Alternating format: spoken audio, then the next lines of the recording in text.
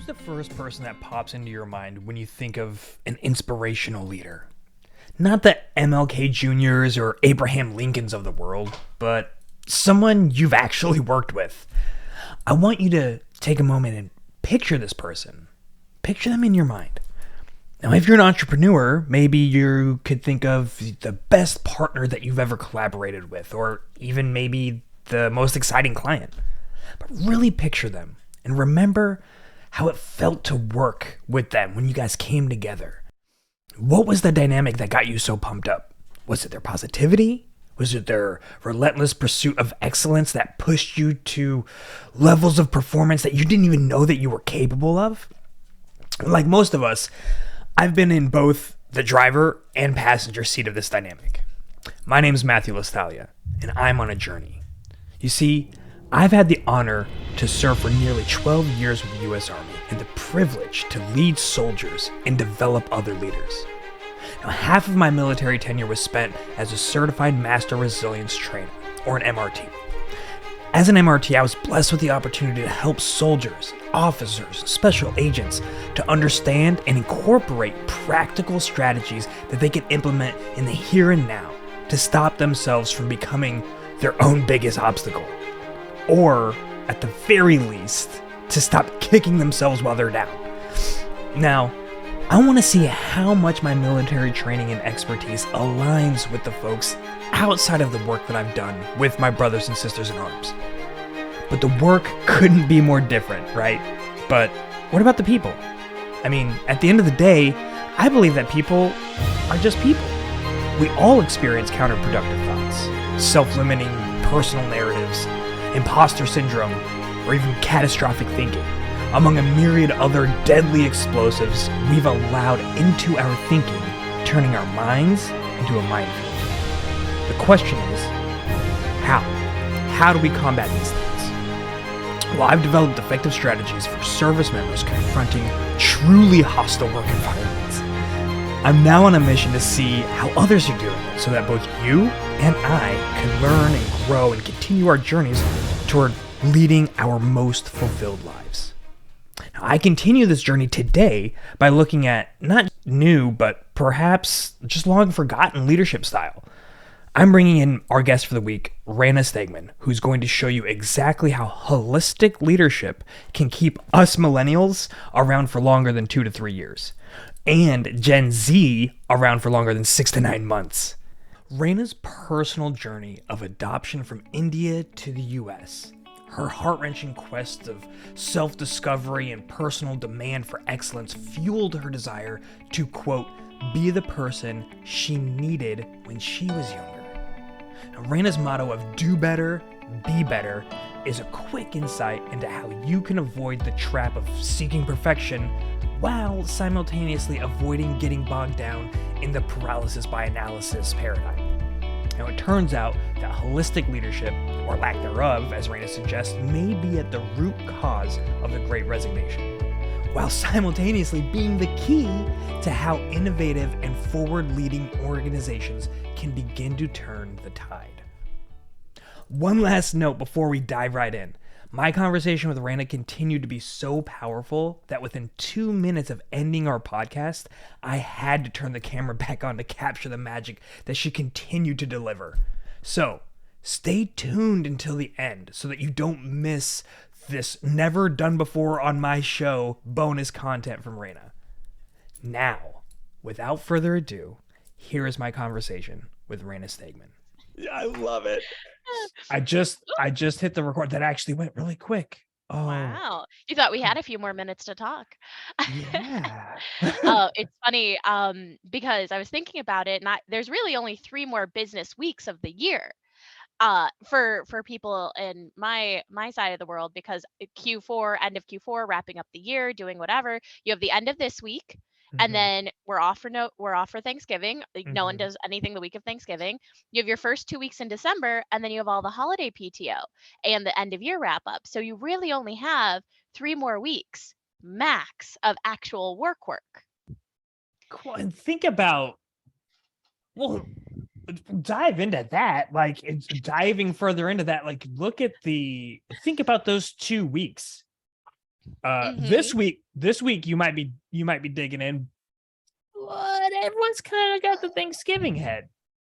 Oh, yeah. Oh, yeah. And then how much worse does that get with those 2 weeks of work? Like, Mhm. Oh, it's hilarious. So I don't celebrate I don't celebrate Christmas, I don't celebrate New Year's. So for and I'm in training. So every single one of my clients has canceled for the rest of this month already. They're not, and that's okay because we're doing other work for them. Training is mhm, not the only service my company provides, mhm, but all of my self-service trainees, all 5 clients have canceled for the rest of the month. So that frees up my time to, freshen up the knowledge base and do all of yeah, my not people interacting job duties. But it's really funny because I every year it's like this, and in December I'm waiting. I know I'm going to have at least half of my people cancel because again, we only have 3 more working weeks of the year. So right. I'm this is the time I really like because I'm like, what videos can I make? How can I annoy other people by updating this knowledge base and with new features? They're going to be like, what did you do? Oh, and now all of the changes are made. Now you have to go take the training because it's Yeah, updated. surprise. Yeah, surprise. And it's always everything I do to the knowledge base. It's always like it's usually other people are like, "Hey, where's this article?" or "Does this exist?" or "I think this is updated." So it's nothing that like people haven't seen before Right. in that aspect. But we also I part of my job is to do self-service training. So we're a SaaS company. We custom build insurance software. And we also have some of our really good clients that pay the pretty penny to talk to me. Um, they get to learn how to do front end customizations on their own. So Right. changing questions, changing orders, changing some of the logic. Mhm. They get to learn how to do it on their own. And this is a new product feature that we've offered. It was always in the background, like, we're going to let people do it. But now we've actually started letting people do it. um, and so I'm building a whole self-service training like module. It's like a year-long process to actually learn how to be Yeah. functional. Um, Yeah. and so this December, I would think I want to take my time and like fully flesh out that idea instead of the, hey, we half baked something and now we're doing it. Now it's like, okay, we tried it. Now I can actually make something that's going to make sense moving forward. Yes. So, No, that's really cool. I had an experience similar to that. While I was in the army, I actually did I was working on a social media exploitation team. And so we were yeah, it gets real it'll make a lot of people especially in this day and age feel a certain way about what we were doing. But oh, I love it because we all know it happens. It's just hearing the yeah. words is awesome. And also, isn't that what marketing is? Isn't that what every single social media marketer Yep. does? Yep. So yeah, And the I feel no type of way. I love it. I yeah. love that you use the actual words that Yeah, that was actually I named it. So I was given they're like, "Hey, we need this to be complete." And I was like, "We're gonna call it Smexy." And they're like, "What?" And I was like, "Social media exploitation." So it's Smexy, baby. I They're love like, it, "You Matthew. That's can't hilarious. actually call it that." And I was like, "Okay, but Oh, everyone's gonna know what it really is." but I can't. Yeah, but I can. Everyone here. And so, yeah, and really what we did is, so I was working in intelligence for protection. We were, so like the army has a service that fulfills two different functions. It's called CID, and they do like the FBI portion of like federal investigations for the army. They also do the Secret Service function for not just the army, but for the top, usually like the top 10 DoD human assets, like starting with Secretary of Defense down to, I think the bottom was like Chief of the National Guard Bureau, right? So like the big wigs of DoD. And I got an opportunity to go work with them in their protection division uh, as an intel guy. And while I was there, we were fielding, and it was like brand new. There was one iteration of people before us that had done the job. And so they were really, everyone was trying to figure out, you know, Mhm. what the SOPs are going to be and what makes sense, what doesn't. They had SOPs and we destroyed them, because we did them. We're like, okay, this, pick them apart, fine tuning, all that. But there was, Hey, Matthew, real quick, yeah, define SOP for me. Oh yeah, standard operating procedure. So okay. Hey, I know what that is. But you know how acronyms are, and I didn't know if maybe your fancy Army, CIA, and social media exploitation had a different thing for SOP. But no. go on, so your standards of process. Sorry, just in case.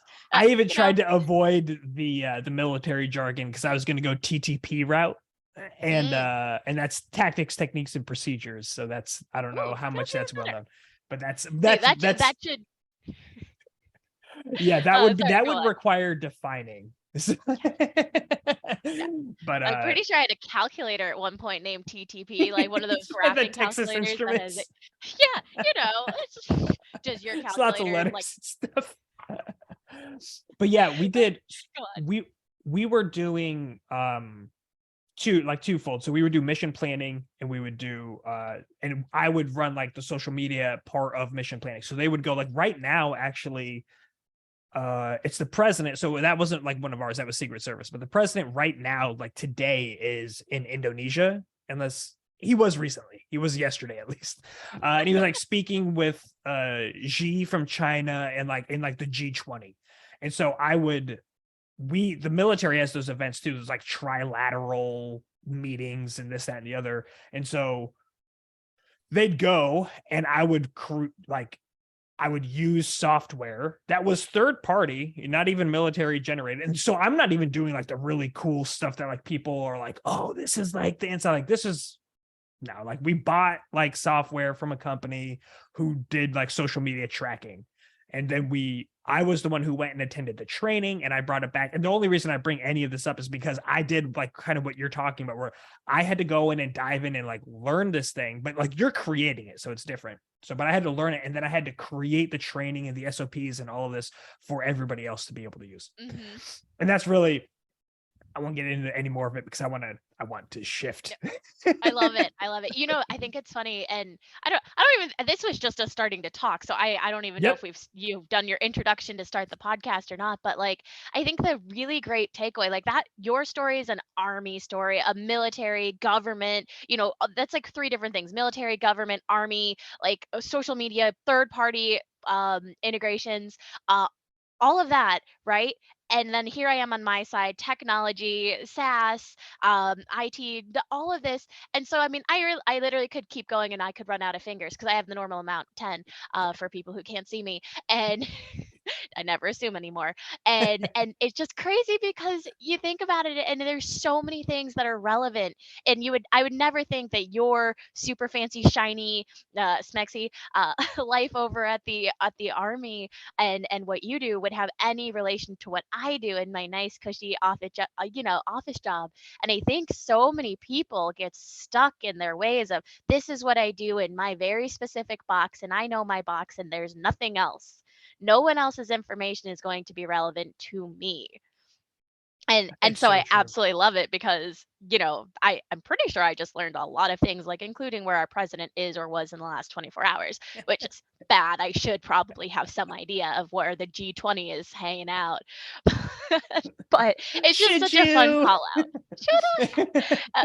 But it's just such a fun call out because like so much information out there is relevant and can be slightly, created, formed, crafted into something that any of us can use. I think that's very true. It's a powerful realization that is the case.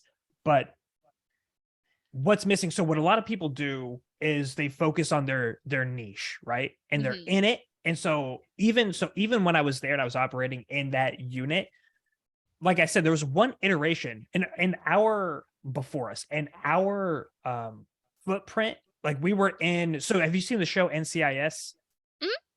Yeah. The headquarters, like smart building office that's based out of like where like the people are like typing on their computers. That's based off of where I worked. Like they actually came in and took pictures with us. We're like, hey, it's like the real NCIS.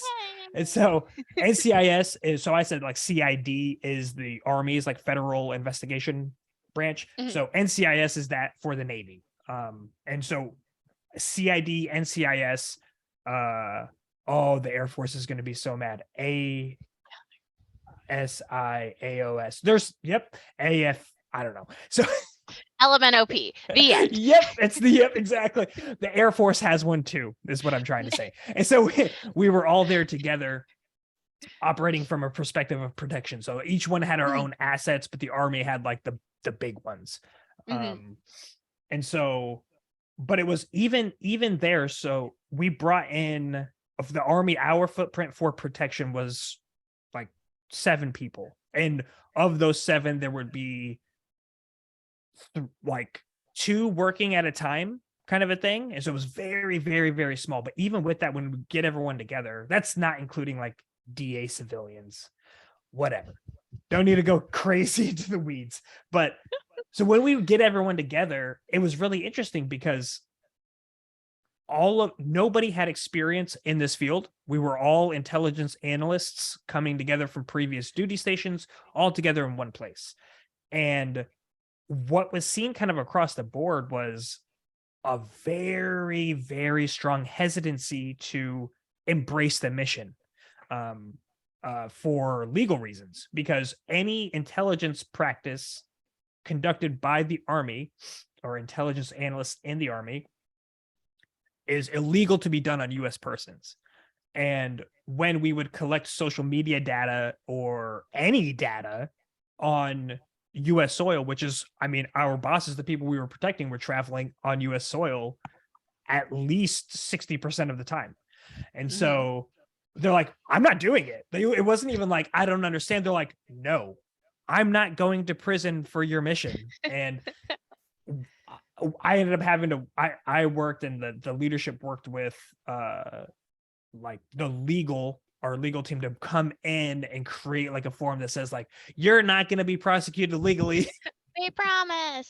Yeah, it'll be okay. Yep. And I mean, really, like that kind of signature and sign off like that gave enough of room for the actual kind of like foot soldier to get in there and do the work. And so, but there's even inside of there, like you had made a really good point, that we get really closed off to like, I don't care about what you're doing. And it's not even that I don't care, it's just that it doesn't matter. And even within there, that happens. So as you said, you could see across more like wider schisms, like military and the private sector. There can be a very wide schism there. But what that does, what any problem does, like, what any problem does is it creates an opportunity. And what I think people right now, I feel like we are in a hyper specialized, a hyper niched world. Every advice from every single person that for any entrepreneurs, niche down, become a specialist. You are the expert. And they're saying it because there's value to that. There's value to the person who can, all you have to do in order to be an expert is speak to people who know less than you. And you are an expert up to the level that you're an expert. And then really gracious experts hand people off to the next expert. Like, okay, maybe I could take you from 0 to $1 million net a year, but I don't know how to get you to 10, but I know Rayna does, and so I'll move it over there. So I think that's interesting. I think that what people miss though is that you can actually build the skills to become a more effective communicator who ties those different things together, who like takes the needle, threads it, and then loops these niches together in a way that makes it like, oh, I understand like the big picture of this. I understand how these interplay, and there's actually opportunity here for either collaboration or even just mutual growth. Like, let's learn from each other. what have you experienced of this in your, or I guess, and like, does this play a role in your entrepreneurism or in the business side?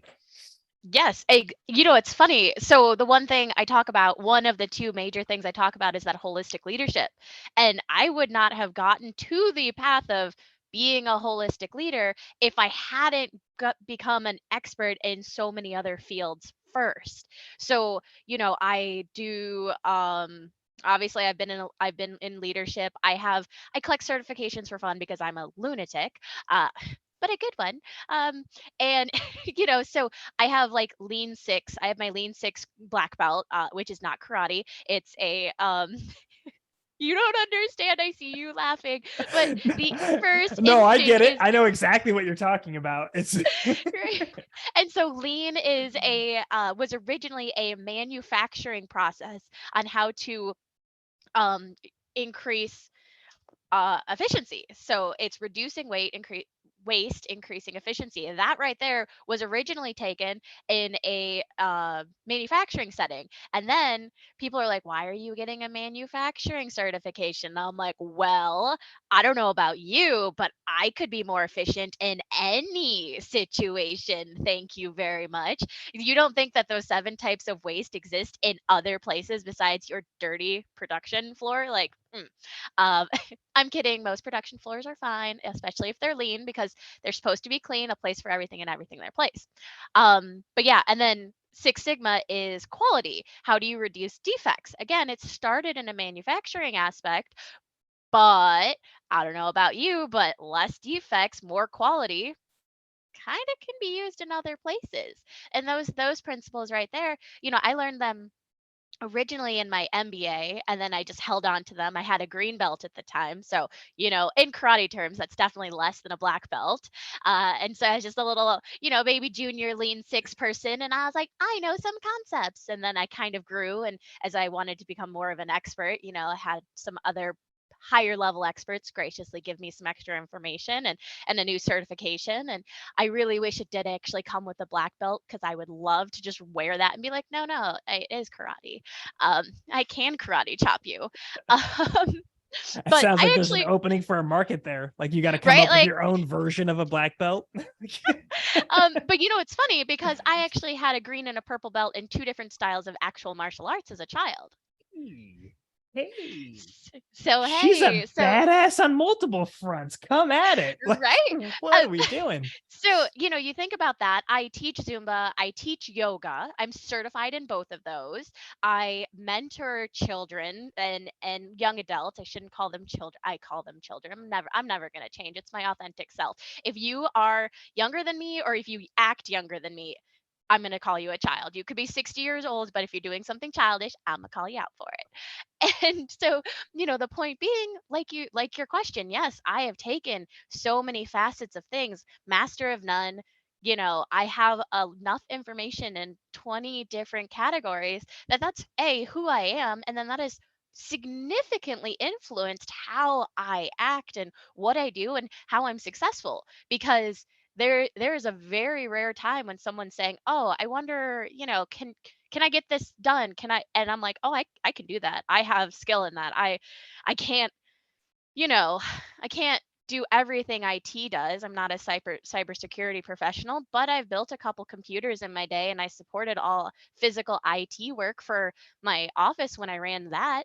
So, there's a skill, there's something, and I can teach other people and say, hey, instead of calling IT, let's try your basics. Let's be more efficient about it. Instead of wasting time sitting on hold, let me teach you a few things that you can do, or you can take home to your laptop or your tablet at home before you have to call your service provider of choice. Like, That was so something we had to train, a mentality that we had to train folks mhm, on staff in the military, was like, hey, and it was as simple as this. It really boiled down to one simple thought, and it was, what would you do if you were at home?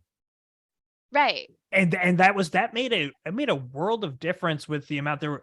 I think because there's like a disconnection between, like, this isn't mine, I'm not messing Mhm. with it. Like there's a system and like they're the experts, just bring them in. And again, it goes back to this kind of like expert mentality of like, we only need experts. We only rely on experts, which really just feels like, oh, what's the expression? I'm going to need your help here. When you are giving your voluntarily giving up agency. Um, Oh, shoot, I don't know the term off I, the top of my head, but yeah, I know what it is. yeah. Ooh, It yeah, exists, but that's the idea. Is like yes. you're choosing to give away your own Yeah, agency the because the there are other purpose people there. helplessness. Right. You're choosing Yeah. to do Yeah. that. Yes. And you know what's funny? So this is something that I love to make jokes. I have a very dark sense of humor. I At one point in time, I should become a comedian, and honestly, it's on my list of things to do. It's probably like number 29 of all the things I've been told I should do because I have this ridiculously wide skill set. But I like to say that I make hyper independence look good because this came from somewhere. This need to know something or be able to help myself. It came from my childhood, my lack of support system, and so, I kid you not, I will put together my own furniture like bookshelves. I don't need no man. I don't even need a second pair of hands because I do yoga. I have feet and I will put it together myself, dang it.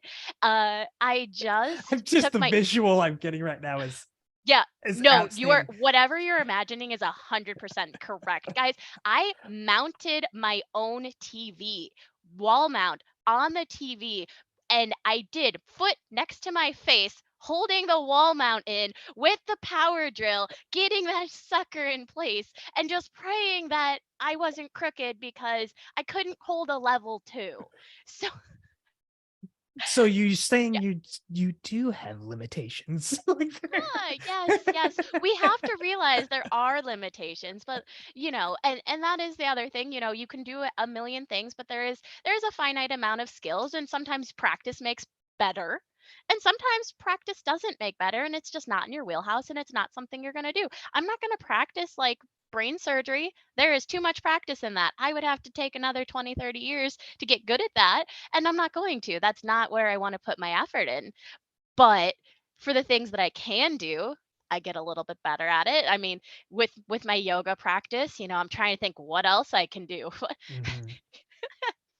Well, I'm That isn't curious. yoga, like building Yeah, furniture. And right. No. Well, so, so that you're makes me curious. think. Yeah. Hmm. So I actually just read an article that was about. I say I read. So I read the headline and the first two sentences. Let's be Yes, honest thank about you. what Yes, really happened. I noticed an article existed. I, Correct. hey, oh, I'm using that forever.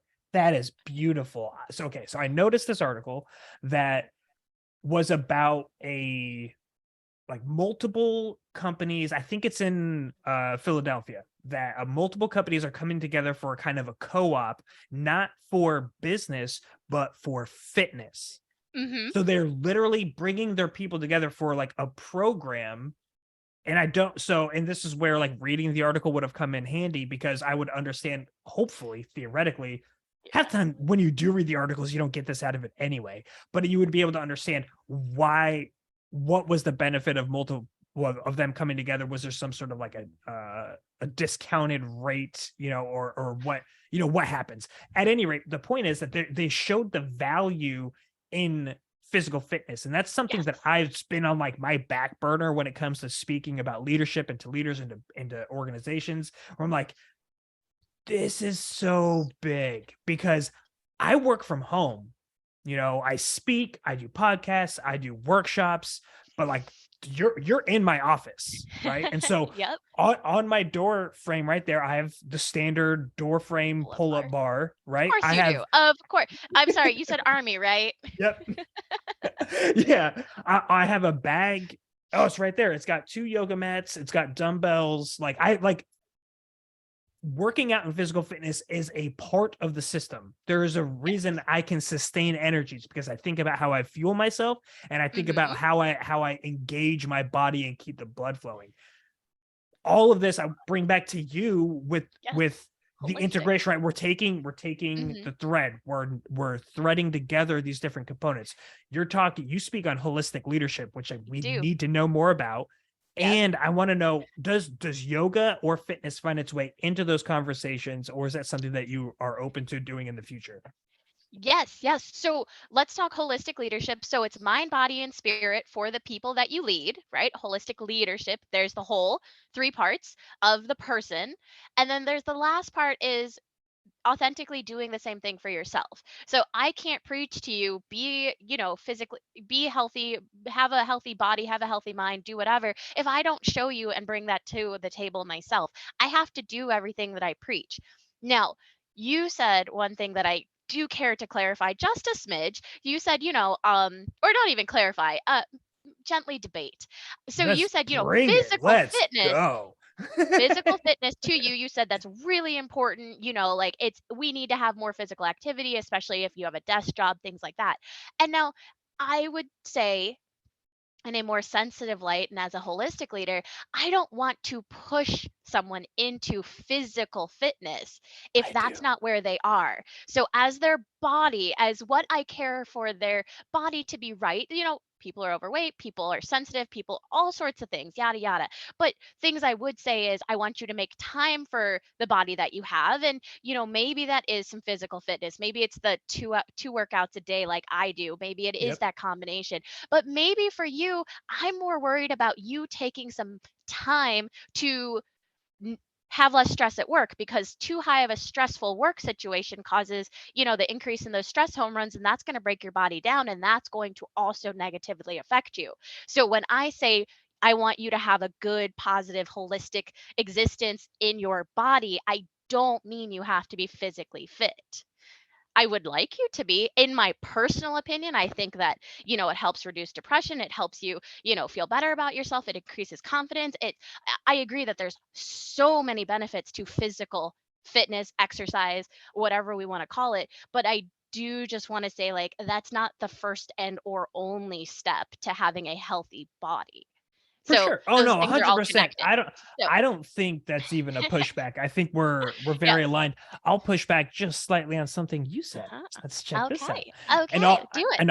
All it was is that you said it was your personal opinion that physical fitness, or like working out, increases confidence, increases Oh, positive hormones.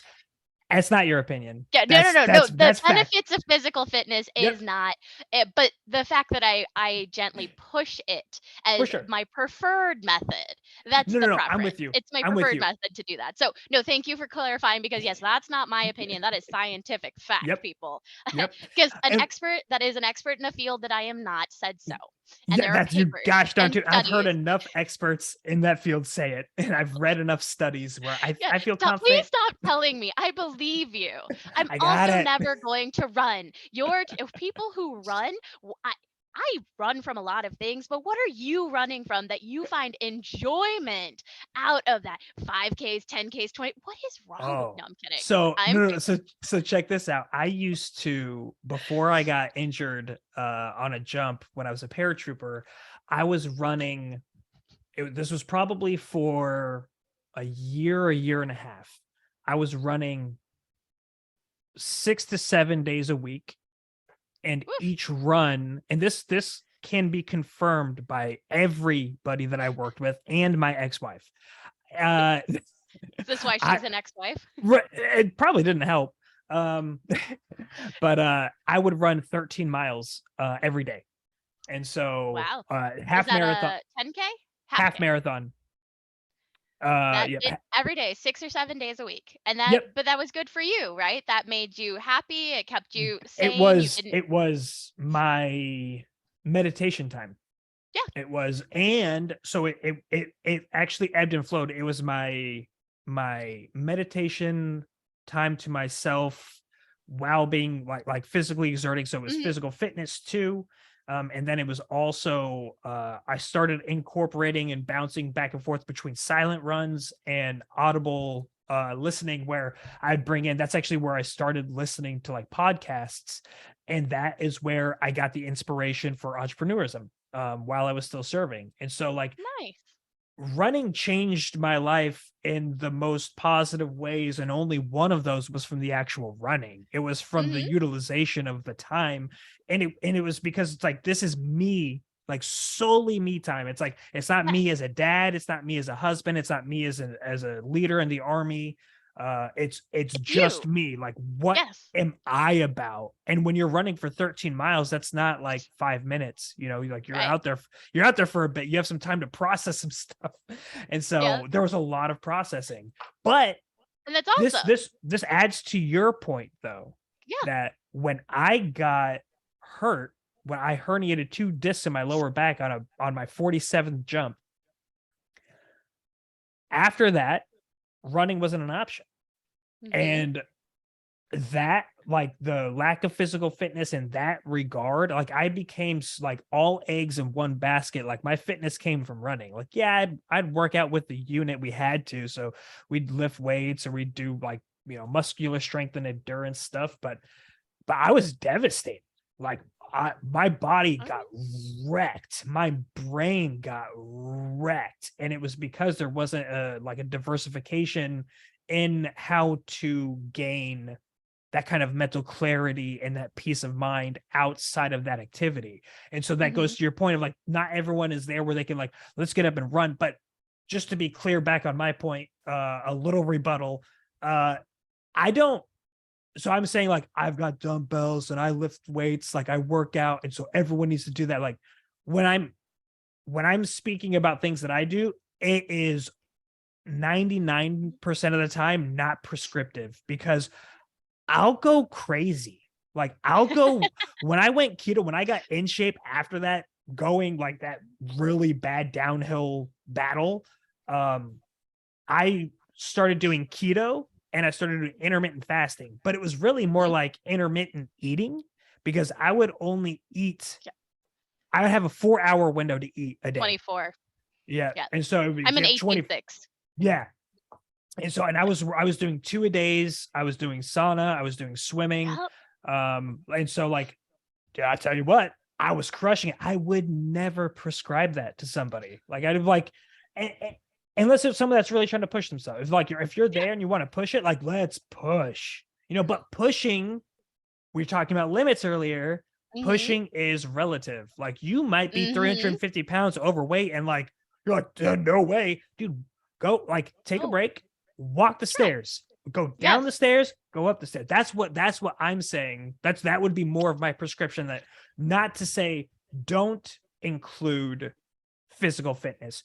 I think you Mhm. have to, because, like you're saying, if you want to incorporate time, to, like, decompress and not let those stress hormones build up from the workplace, taking the time. But I think that a real a lesson learned from me, a way is to incorporate physical fitness as a part of a lifestyle regimen. And I think that's what you're saying, and that's kind Yeah. of what you. So tell me more. I want to know Tell you more more. about your Yes. holistic So so leadership. I think, you know, you said it great. You said it absolutely fantastic. What works for you doesn't work for someone else. What works for me as a leader, I love my yoga. I love my Zumba. Yoga, spinning, Zumba. Those are my top 3, and I'm certified in 2 of them. So you can guess what's coming next. Um but for me that works, and I will always help my people and like, hey, do you want to do some yoga with me? Do you want, when I ran the insurance office, I was the office manager there. I had, for the new year, the month of January, I'm like, if you don't want to go to a studio or a gym because it's January, I'm like, let's do some here during lunch. I'll teach, I'll throw something, let's do something. I'll support that in another way. But the way I do it from being a holistic leader is I want to give you time and I want to give you space to be you. So is it running? Is it one flight of stairs? Is it whatever it is, whatever you find important that works for you? I want to give you the time and space and that psychological safety to have those opinions and then to express them to me. So, hey, Rayna, there's this marathon that's happening on Friday. Would it be cool if I dip a little early so I could go get prepared for it? cool. I don't have to like running. That's important to you. So I want to give you that time, space, and grace to go do it. And it's so important that, people realize we are not the same. We are not the same bodies. Just because I can put my own foot in my mouth figuratively and literally does not mean that you need to do that. So the body aspect is minimizing the negative things to your team's bodies. They're like the stress and actual physical things like, hey, I'm not asking you to go lift 50 pounds and do craziness. I want to actually keep that safety in mind. And this comes back from when I was at the fulfillment center. I did see things that were not ideal, not safe, not whatever. And it's like, okay, it's my job to make sure you leave here with all the fingers and toes you started with the hopefully, the same number of functioning discs and spinal pieces and whatever have you. Like, I want, when you're in my care, when I'm your leader, when I am the leader, your safety, your well-being, you are my responsibility. And I'm going to make sure that, it happens. And that's why I'm not always your friend. As in a holistic sense, I want to be kind, caring, and whatever, but sometimes I have to put my foot down and say, no, you are not going to lift that 100-pound item on your own. You're going to let someone help you. You're going to wait. And that's me putting my foot down. I'm going to lead by example, and I'm going to make sure that everyone knows I'm not going to yell at you if the job doesn't get done in the first 10 seconds because I want you to do it the right way. So that's that body aspect. I want you to take care of it in the way that you see fit. But in my space, when I actively can influence something, I'm going to do what I can to make sure it's better. I mean, it's not almost. I do every once in a while call myself a momager because when I'm a manager, I'm basically a mom. I make sure you're fed. I make sure you have what you need to get the job done. And I have to discipline you when you're bad. If that's not a mom, you tell me what it is. Yep. And so, yes. Is there something you have to say to that? No, I think that's great. I had a question. Yeah. So you had mentioned like a scenario where somebody would be interested in running a marathon. It could be anything, obviously. Like Mhm, they're interested in doing something that's bettering themselves, uh, and that they're enthusiastic about, mhm, and as a leader, you want to create time and space for those mhm, things. So my question to you is, to the leaders out there, or to let's be more real, to the people out there who don't have those leaders, how do we engage in a dialogue? How do we begin the dialogue to be able to start moving into a space where this is like the goal of the relationship between your yeah. supervisor and yourself? For sure. So, I think there's a few parts to it. One is you have to build that relationship, right? Matthew, you can't come to me on your second day and say, "Hey, I'm dipping next week because I have a marathon. Suck it." You can't do that. There is a time, space, and place for everything, right? So you have to make sure that we're following some of the norms, the professional norms and whatever. You have to build relationships before you can ask for favors, things like that, right? So the first thing is be reasonable in your asks, professionally and quite frankly personally. Be reasonable. And this goes to being that authentic whole leader yourself too. I have to be reasonable in what I ask new employees. I shouldn't, I don't want to ever come to you on your second day and say, hey, I need you to stay late and to give me an extra 10 hours this week, right? Because I'm still trying to build that relationship with you, and I'm trying to set that baseline of like, I'm not going to be this demanding person. And oh, I should rephrase that. I'm not going to come to you on your second day and be like, you need to stay an extra 10, 15 hours this week because I don't care about you or your feelings. This is a job, right? Building That's not the relationship type goes of. both ways. Yes, the relationship is a two-way street. That's why I say bring your whole self. You have to be an authentic whole person before you can help your other people become those authentic whole people. So it's being reasonable in your asks and understanding that it takes time to build a good relationship. And there are things that you are reasonable to ask. Hey, I want to leave 10 minutes early. And it's not a timed position, fine. 10 minutes, not a big deal. A whole afternoon, I better know what's happening. Um, Right. So that's the first thing. And then also, again, with that two-way street thing, I found most times when I am, you know, starting to ask for favors or starting to ask for that wiggle room because of that, because of the fact that I do think we're starting to go with a good relationship and I have a good boss or I have a good leader, then it's making sure people know that it is a two-way street. So, hey, do you mind if I dip early on Friday because I want to go get prepared for this marathon?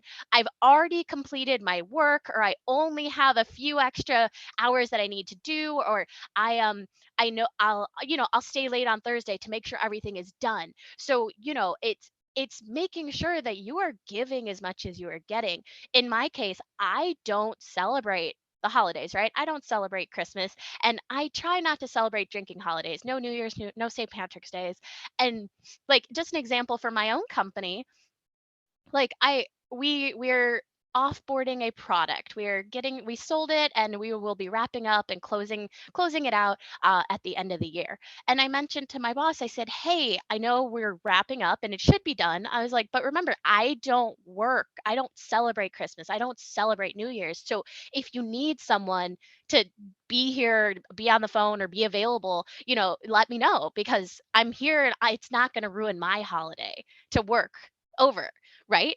So that's that two-way street. I'm there, I'm willing, I'm part of the relationship. So I'm offering something and I'm asking for something. And it doesn't always have to be an equal exchange. It's not this for this. It's not tit for tat. It's just two-way street, right? And that should count in friendship, that should count in anything. You should never be the one giving 100% of the time and getting nothing in return because that's called boundaries. And you need to be very mindful about that, especially if you struggle with things like self-love and transcendence. You do need to be very mindful of how many favors you give to people. Yeah, that Like that that, can be I circled it all very back in together. yeah, that can be very challenging for people. I am definitely in this category of people pleasing. Hmm. And the boundaries very, very quickly overrun, and it's like, oh, well, I couldn't do this for you because I was doing this for them. And it's like, well, why were you like, you barely even know them? Like, Yes. but I felt inclined because that's what you do with people. Like, Yeah. and And, so and you know like, what? no, it's not. It doesn't have to be what you do. You can say no. You can say no. Oh, and that's such an important thing. One of the professional soft skills classes that I have taught in the past was how to say no personally and professionally. And I love it. If you can see my face, I'm sure it's getting very animated and excited. Like I love encouraging people to have those boundaries. And there's a time and a way, right? You can't just tell your boss, hey, no, suck it. I don't like you, right?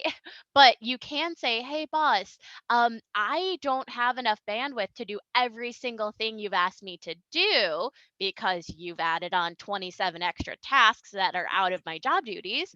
Can you please prioritize these so I know which ones to knock out? Right? You're not Yep. saying no, but you're still keeping that. You're not saying no directly, but you're keeping that boundary, and then you're saying no to those extra work hours or extra things because you're taking control of your own life. One, you're doing so by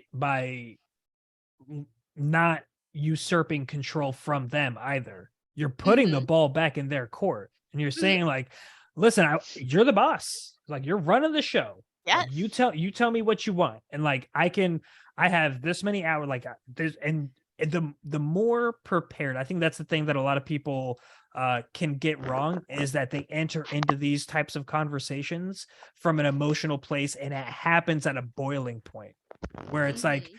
you've gotten that 27th task outside of your core set of duties and responsibilities, and you're saying, I can't take it anymore because each one of these tasks was just like, okay, all right, that's fine. I can do that too. Okay, that's fine. All right, I can do that too. And when you say that 26 times, the 27th time, you're like, I'm not doing it. Like, listen, I can't do all this work. This is ridiculous. Like, you Mhm. get somebody else to help you. And then that I've seen that exact reaction. Mhm. and And and it and it also doesn't depends on how produce. reasonable your boss is because Yep. my boss would never have gotten to 27 over asks. My boss would just never do that because at over ask 3, I'd be like, "What is happening? What are you doing?" And Mhm. I have an amazing relationship with my boss, but I also have an amazing boss. And that is something too because he doesn't use the term holistic leadership and he struggles a smidge. But like at the end of the day, he's a good person. He is not that robot professional, everything has to be whatever way I have it in my mind. He's not one of those people. And so he has a lot more wiggle room. When for him, I literally can just say, no, thank you. He'll be like, Rayna, can you take on this extra task? I'm like, no. With what time? I'm going to be teaching in Zumba in Cancun. Like, no, I'm not doing that, good sir. Like, and he'll be like, oh, okay. He's like, when you get back in a month? I'm like, sure. Yeah, we can circle back. In a month, we can talk.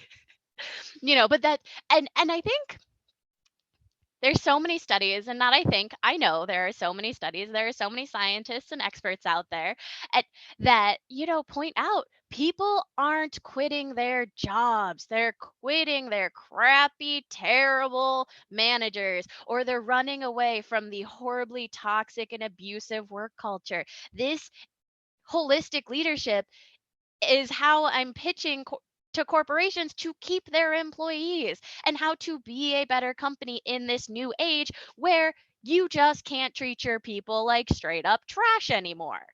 And people are quitting. People are quitting their bosses. People are quitting toxic work cultures. I already said all that. But like also there was a stupid article the other day. And I say it's stupid because I noticed the article and then I read the first two sentences and died laughing. And then I was too curious because I knew we were having this conversation. And so I actually opened the article and went and found the actual study and the researching body because I wanted to see who wasted all that money. And the article said women in executive positions are leaving companies and corporations to go to other corporations that treat them better. Right? And All like I right. said, it was an actual Kinsey research study that was done. People spent money and time on this. And I That's sit not there cheap. laughing because we know this, right? Right, Matthew? We It's know this. it's mind blowing. It's mind blowing stuff. I'm really glad that there's research to back up these thoughts. Otherwise, they may be disregarded as Right? non serious. But they are disregarded. Yeah. They're disregarded very often because no one wants to actually have those hard conversations. But as we're moving towards a more employee focused work structure, work environment, and we also have to deal with Generation Z joining our workforce, and Generation Z has no chill. I don't think we're going to have a 2-week notice much longer because you're mean to a Generation Z. You're one of those rude, nasty leaders that won't take no for an answer and that people have to tiptoe around. So you're not a holistic leader and you're not listening to me and my advice on how to be a decent human being. And those kids are just leaving. They're not even texting. They might. They're gonna be nice and text their boss that they're not showing up ever again. Yeah, We need to ghosting, adjust. work ghosting. Work ghosting. I wonder, how do you think that that plays in with um like unique brands, unique positions? Do you think that they are temporarily or in some degree outside of that effect of Gen Z? Like think about like Apple or like Google, and getting a position with them, what Twitter used to be, um, like with all of the perks and the title that's like, I am, it doesn't matter, for this company. Like, and it's like, Hmm. I don't define myself as this. I don't define myself as me. I define myself as this for here. Do you think Yep. Gen Z is like out, like they don't care about those companies, or So the research is still very new on it. I am working on my dissertation right now. I'm getting a doctorate in organizational leadership and innovation. And my dissertation is on managing a multi-generational remote workforce. So when I say I've read research and I've done some studying and searching of myself, I actually have. Like I am not an expert, but I can say I've at least read some credible sources. And most of them have been approved by, my dissertation committee and my professors as, "Oh yeah, you got this from a legitimate source." So right now there is a lack of information on the Gen Zs. So we can have the general idea they don't have nearly as much patience, they don't have any loyalty whatsoever, and I don't blame them. They've never had a situation where loyalty has um, benefited them. They just haven't. And so, with that being said, I personally think you have brand people, you have people who love to brag about where they work and all that. And so I don't think that's going to go away. I don't think that Google overnight is just going to stop being some big heavy hitter and a big player in the market.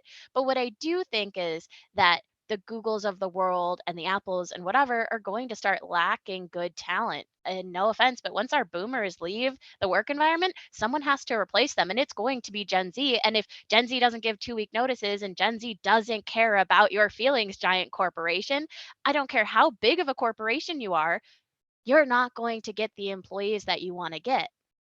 It's just not going to happen. And you see a lot of that with millennials too. Millennials, my generation, we don't quite believe in loyalty either. We'll stick around, and we put up with a lot more toxic abuse and a lot more toxic, you know, work environments because we didn't have a choice. A lot of us started working during the recession. A lot of us have had a little bit of trauma going back and forth in that work environment. So we put up with more. But the tenure, the longevity of working for a company, it used to be 20, 30 years. I laugh. People have worked at their companies for longer than I've been in the workforce. And I can't, it blows my mind. I'm 30, I just turned 30, but I mean, I'm doing pretty well and pretty decent for myself. But I, to this day, have never stayed at a company for more than 3 years. And I have never in my entire professional career taken an internal promotion. Wow. Never. And I'm not the only millennial who can say that. And it's only going to get worse because right now, the reason I don't take internal promotions is because you can keep your 10%. If I'm lucky, you're going to give me a 10% raise. More likely, it's probably a 5% raise and 50% more work. But I can go take my skills, I can take what I've learned from you. Again, circling back to I can take that knowledge and do anything in any place. And then I can go get myself a 20 or $30,000 increase at another company. And I never search for a job that long because I kind of know what I'm doing because I search for jobs so often. And I also will quit leaders, bosses. I give a company 6 months to a year to impress me. And if they haven't, then I'm out. And that's the company and that's my manager. If I cannot stand my manager, I give it 6 months because I want to make sure I'm not being sensitive. I want to make sure they weren't having a bad day. I want to give that manager time and effort to build that relationship, right? That two-way street. But if you prove to me it's not a two-way street, I don't need you. And so that's also why I do the holistic leadership on my side because I don't want people leaving me. I don't want them judging me in 6 months and then deeming I'm not worth sticking around for.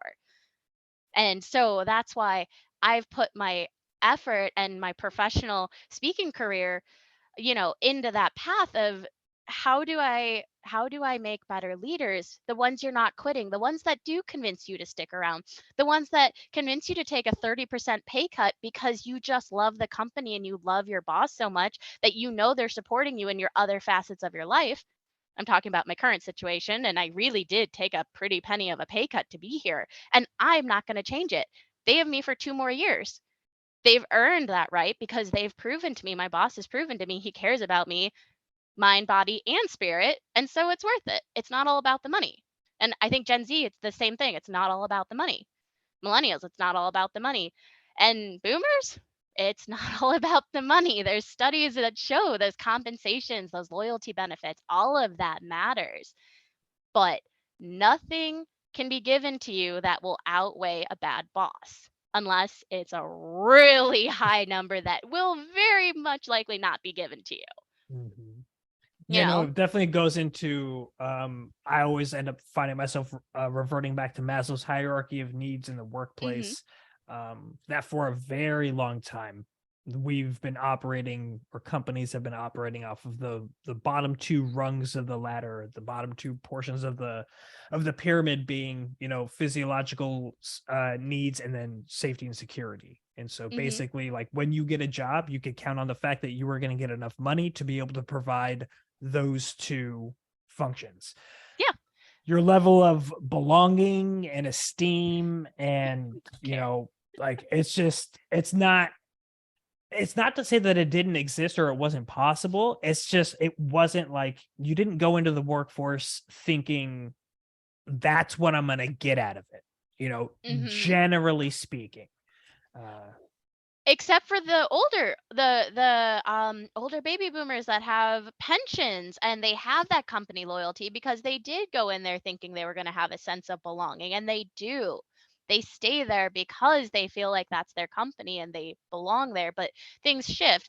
It's cyclical. Sometimes the power is in the employee's hands and sometimes it's in the employer's hands. And I think we're seeing that shift again where it is not, the power is not to the employer right now. It's slow, it's a very slow push, but I think I wouldn't be surprised if we saw a return of pensions and we saw other things that companies were doing to try to keep millennials and Gen Zs at the company and keep them, in one place for a little bit longer than that 1 year, 3 years. I don't remember what the average is, but I think the average millennial stays at a company for 2 to 3 years. Like, I'm not that far out of the norm, because at that point the power was all on the employer's side. And you know well, before the that sorry before that number decreased so greatly, before it used to be 15, 20 years was your tenure and your average, and then it dropped. But I think that's because too much power went to the employers and they started taking and taking and taking away. It's like a game of Jenga. How much can you take away before it all falls apart?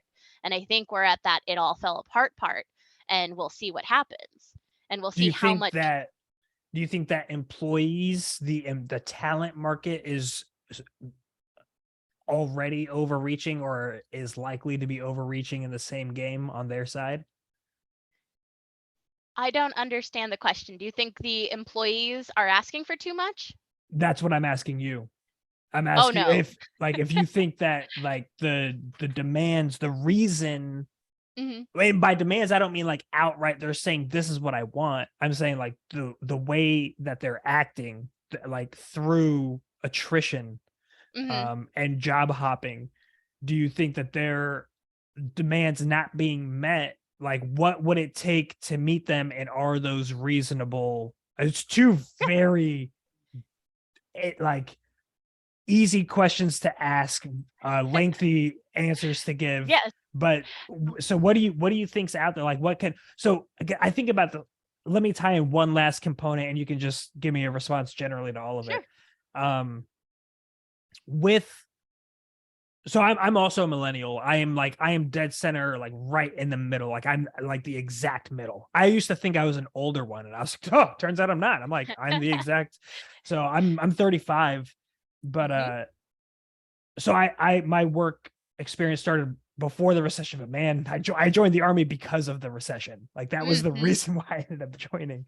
But what do you think the impact on corporations and organizations? I mean, you're talking about holistic leadership and skills, and that leaders can take on, or strategies and philosophies that leadership can take to help retain their talent. But you're saying millennials are leaving anyway. So Well, what no, but I'm not saying millennials are like leaving. right, because Millennials that are doesn't leaving because of the exist. bad managers and because it doesn't exist, right? If you have a good leader, a good manager, those millennials would stick around You as think long as you so? pay them enough. I think so because, millennials, the things millennials want is a positive work environment. Holistic leadership would help create that.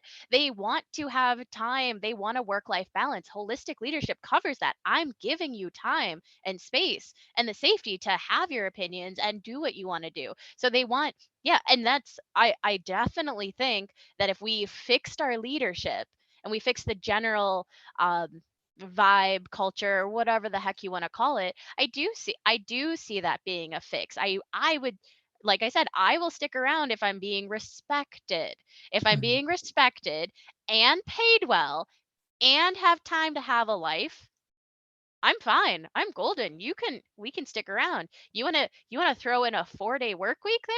You'll probably get every millennial out there because that's that work life balance. That's giving them that time to be themselves. And we we work 40 to 50 hours a week, right? We being every single person who has a full-time job Right. of sorts, right? The assumption is that you're going to work 40 to 50 hours a week. And if you count, I'm not counting drive time anymore because I don't think commutes are a thing. I'm joking. I know they're a thing. There are very wonderful people who work in jobs that cannot be done remotely. But you do have to consider that. Consider that get ready time or the working commute time. So that you have to add a little bit of extra work focus time, right? So let's call it 60 hours total. If you're working salary, if you're working over those 8 to 5s, or if you have to be physically go somewhere, whatever it is. So you think about that, that takes up 10 hours of your day. And then assuming you're sleeping, right? That's 18 hours. And then that leaves you 6 hours of time. That's not half. That's not anything. That's like we don't have time to have a life, right? We being everyone who is a full-time working person. So I can't spend my time hating my job. I can't spend more than a third of my waking hours or more than half of my waking hours being miserable, and so I also tell people, and this is part of my mentoring, don't get a job that you hate. Don't go into something that's just going to give you money because there's more to life than money. Like there's all these things that you can do aside from being a leader, and having a good boss that you can do for yourself, and that falls under the self-confidence, self-love, creation. Being a holistic person is being in a place that you want to be in, or if you don't love your job, that you can at least tolerate reasonably, and there's so much to it. If you do the math on it, working out for 1 hour a day is 5% of your day. That's what I'm asking for my employees. That's what I'm asking for my friends. I'm asking for every single person I talk to when I'm trying to help them create that logical self confidence. 5%, 70 minutes of your day, I'm asking for you to give to you. Now, if we had companies that also had that same mindset of, hey, let me give you that 5% of your day to do that. Let me not make you hate yourself for half of your waking hours. Let's do this and work together to make capitalistic society, and there can Mhm. be profits and people can be rich and people can have everything that they want within reason. And we could also have a decent working environment, and you could have decent bosses, and you could have jobs that you want to stay at for more than 6 months to a year. It's not impossible. I think it's very, very reasonable, actually. If you ask of all the things I could be asking for, I don't think I'm asking for that much. No, I agree. I agree. But I Does that answer do. your question? No, Did I I think get it's. there? I think it's whether or not it answers it. I think it's a great point. And I think it's. I think it definitely knocks on the door of truth. But it does so. I always have to like. I don't know. I feel bad and somewhat neglectful whenever I'm having these conversations because it's always a specific part of the workforce that we're talking about. Like it can't be everybody. We need people to pick up trash. We need people to run utilities. Like we need some people to do and those so thinking about it, thinking like live on the spot, stream of consciousness kind of a thing. Hmm. Like you could do you can definitely build in, and I don't know the schedule of like the workday schedule of like waste management, but I could definitely see flexibility being a huge part of that role depending on what the requirements are, and I've seen some really, really cool strategies around even like high priority like jobs like working at an airport. I was reading this Mhm. study that talked about they actually observed like the high op tempo times, and they're like, okay, well, let's have somebody work like potentially maybe like 6 hours today, but it's not going to be straight line. So like we need you to come in from like 8 to 10 and then take off. And then we need you back here at like 5, so you're running like kind of like a split day, and like you Mhm. have this flexibility to go do you on the outside. But Yep. I think that you touched on something really important, and it's something that I really, really, really want businesses to think about and to start promoting. And it's using your business. Like, don't get this. This is like mixing authoritarianism Mhm. with like, I don't know. Let's see. I want your feedback. So I want businesses to promote the wellness, right? I don't Mhm. want them to just give space for it. And so I think the balance here is like, it's not a requirement that you go to Rayna's yoga class at 10:30 in the morning, like, but that's there and it's happening. And I don't have an expectation that you're working during that time. Like, you could go Mhm. do, maybe we'll have a couple of different classes set up, and now that could be like costly, and you can look at all these different strategies. Like, I could bring people in to train, same thing as everything else. I could look at training from within, or I could bring somebody in, this, that, and the other. Mhm. But more of that, more looking of how businesses can become a part of a well-fulfilled life. Again, going beyond those, like, so the army does this, the military does this in a really cool way that makes it hard to get out. And one of the things they do with the finances is they say, okay, here's your base pay for your rank and your time in service, right? And every 2 years you get a raise based on time in service. And whenever you get promoted, you also get a raise. It's very cool.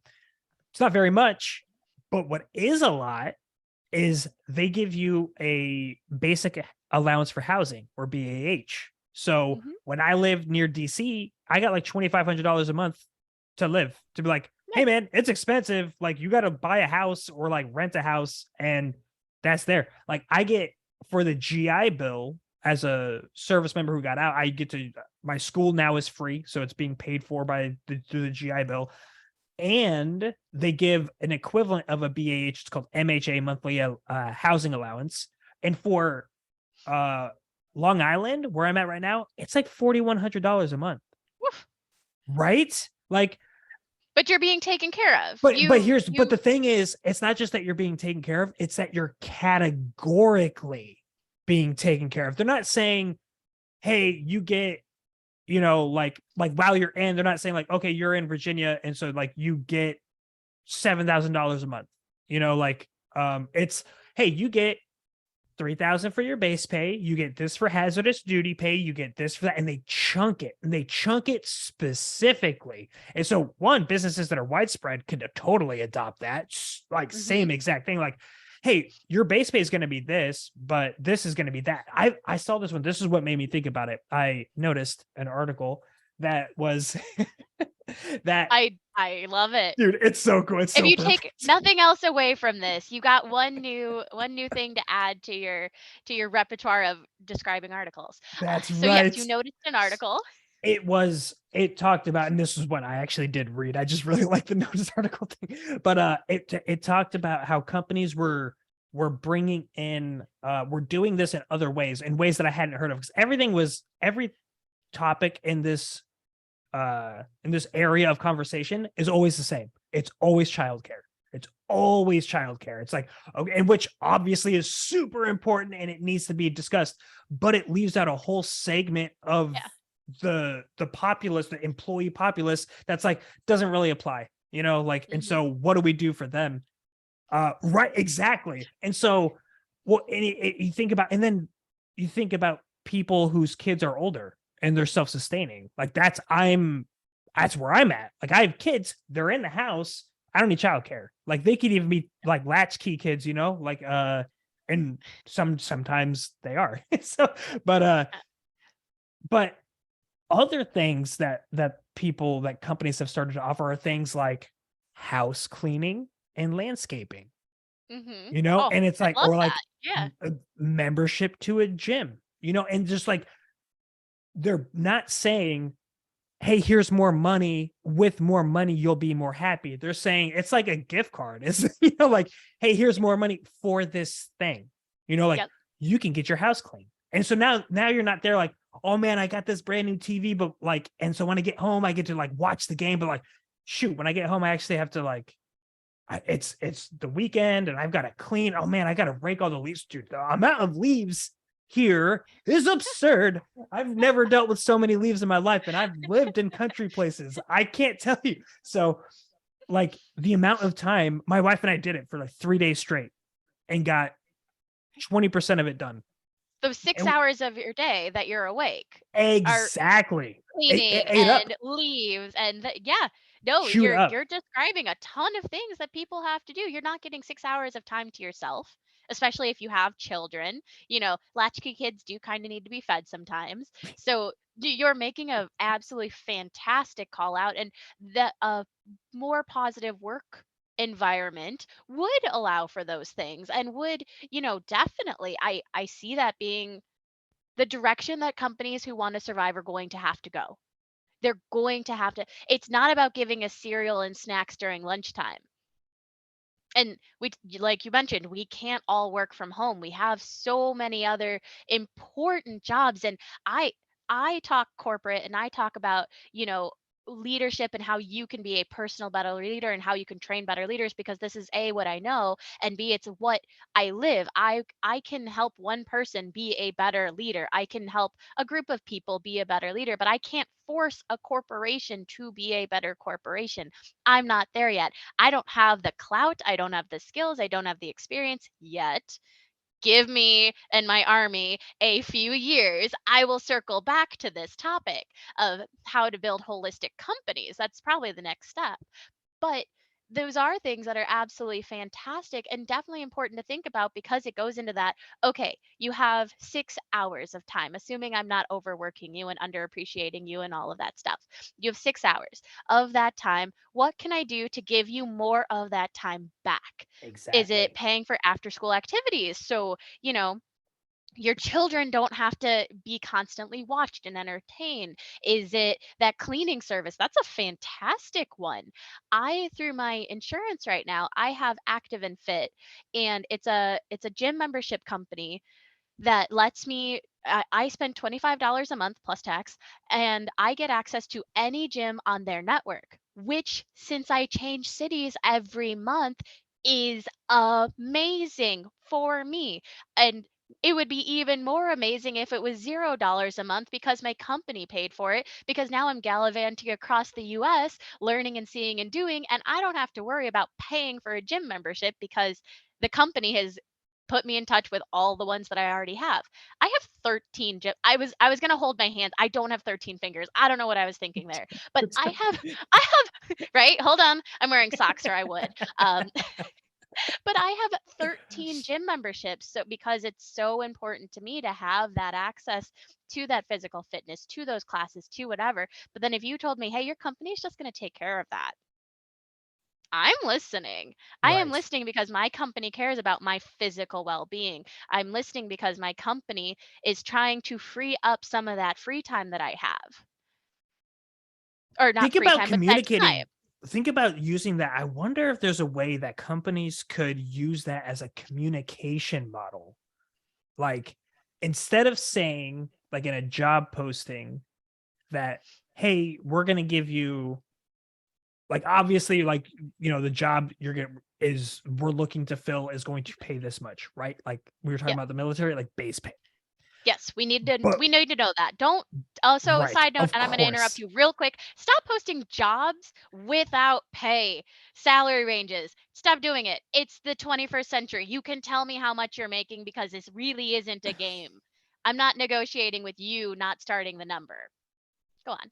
No, that's a good point. I actually saw these articles about pay transparency and the Hmm. impact of pay transparency in the workplace. I'm like, what would the impact? I didn't even read them because I was so turned off by the whole conversation, just in the Yep. sense of what, why? Like, the only thing that I could think of why people would not want pay transparency is because it's going to highlight how much money that they're making in their position versus other people in the same position that aren't making as much, and they feel like that's going to be a threat to how much money they make? Like, do you think No. that you're going to get a demotion in pay because your pay becomes transparent? Because if you do, if that's your concern should be about the value that you're providing to your company and not to that. Because if you're like, hey, listen, yeah, we work the same job and I make this amount, but look at what I do.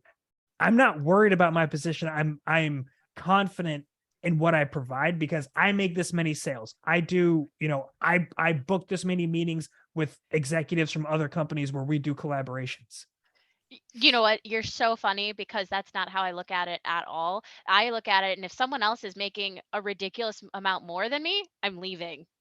The conversation is you aren't paying me enough. That's what pay transparency is, and that to me is the concern about it, is that companies won't be able to manipulate you and push you into sticking around and to seeing things. I've also seen examples where, let's say you have a developer in your company that's making 100, and then if you have to have pay transparency, the job posting is going to show that all new developers make 150. It's causing problems for companies because now there's going to be less opportunities to manipulate the salary ranges based Got on it. what's Got it. convenient. It's not about No, that people makes at sense. all. That makes Yeah. sense. So I can see what you're saying, and like you do sometimes need to justify a higher pay, but the chances you having to justify a higher pay is probably less likely than the chances of you getting underpaid. Right. No, I that's what I mean is like that one person justifying theirs against the 7 people in Yeah. their position, their adjacent positions who are making less than them. Yeah, but I mean, that's also, again, what do you provide? And for sure, if it's one person is so much higher than all the others, then that's different. That's not the standard market. But I don't see that being the pay transparency issue. Mhm. But neither of Right. us have read this article, so No. No. I think that your point was a great take on it. It was a great look at the real justification for the concern that and companies have. and as a leader though, holistic leadership, mind, body, spirit, I want to pay you what you're worth, but I also want to tell you, hey, I know we're underpaying you. So let me if I have, the flexibility, I'm going to fight for you to get a raise. I did that for one of my own people. I told her, I was like, I'm not leaving this company until I get your promotion signed. I'm getting you a promotion, I'm getting you a pay raise, and then I'm putting in my 2-week notice because I don't want to be here. But I know no one else is going to fight for you, and you Mhm. deserve it so much. I'm going to stick around and get this handled. True story. Like That's she'll one of tell those you. She'll ways that tell you you it build. happened. Yeah, that's one of the ways that you build trust and rapport, and that's one of the things that people miss. Like a lot of people get very concerned about firings. Obviously, like you don't want to be the person who's firing. But even as a holistic leader, I have a perspective on this. But before I give mine, I want to hear yours. As a manager who has to let somebody go, what is the holistic leadership approach to this situation? Yeah. I mean, I think the biggest thing is it's never a surprise. I will never surprise fire someone. If I am firing you, you know what you have done and you know it's coming. That there is no way around that, because for as kind and positive and bubbly that I am, I fired 6 people in one day. They all knew it was coming, and they weren't even my employees. But oh boy, they knew what they did. They knew they went 6 weeks without hitting rate. They knew they weren't doing the job. Their attendance was poor. Their rate was poor. They had write ups and write ups and write ups. And then their manager, who was not doing them any favors, wouldn't fire them, and he just wouldn't do the paperwork, and he wouldn't push it through, and he wouldn't get with HR and finish the job because he liked them, and he was, Mhm. and I'm like, you're dragging down the rest of your team. You're dragging down the rest of my team. And so he went on vacation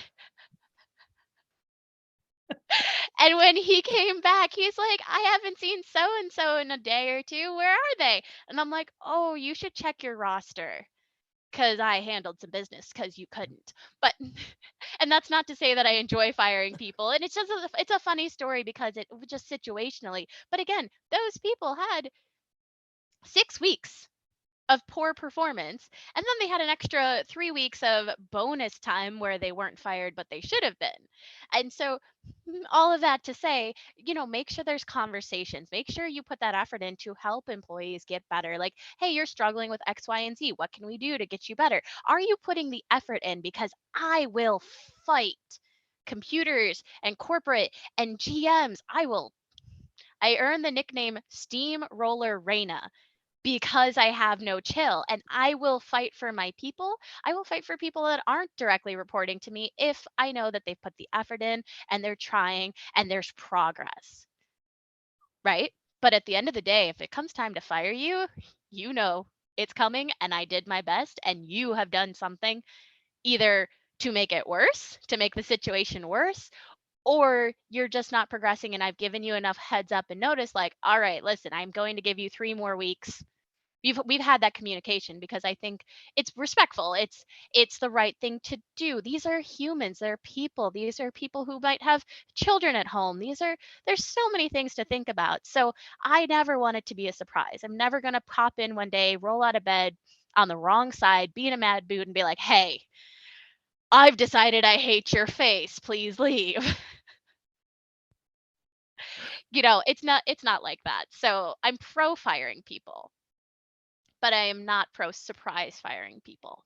I like it. I think that's good. One of the things that I think that is very helpful in regards to managers that are getting ready to fire people, and especially those who are like the other manager, like your co-manager that was actually responsible for them, the people who have a Mhm. hard time embracing those uncomfortable moments Mhm. is by looking at what you can do to support that person in the transitionary process and being Mhm. willing to say, and this probably applies most to um, organizational strategic firings versus like performance based firings. But Mhm. even so, what you can really do that kind of end of work performance management, assessment and say, listen, this is what you do really well. Like I appreciate like when you're here,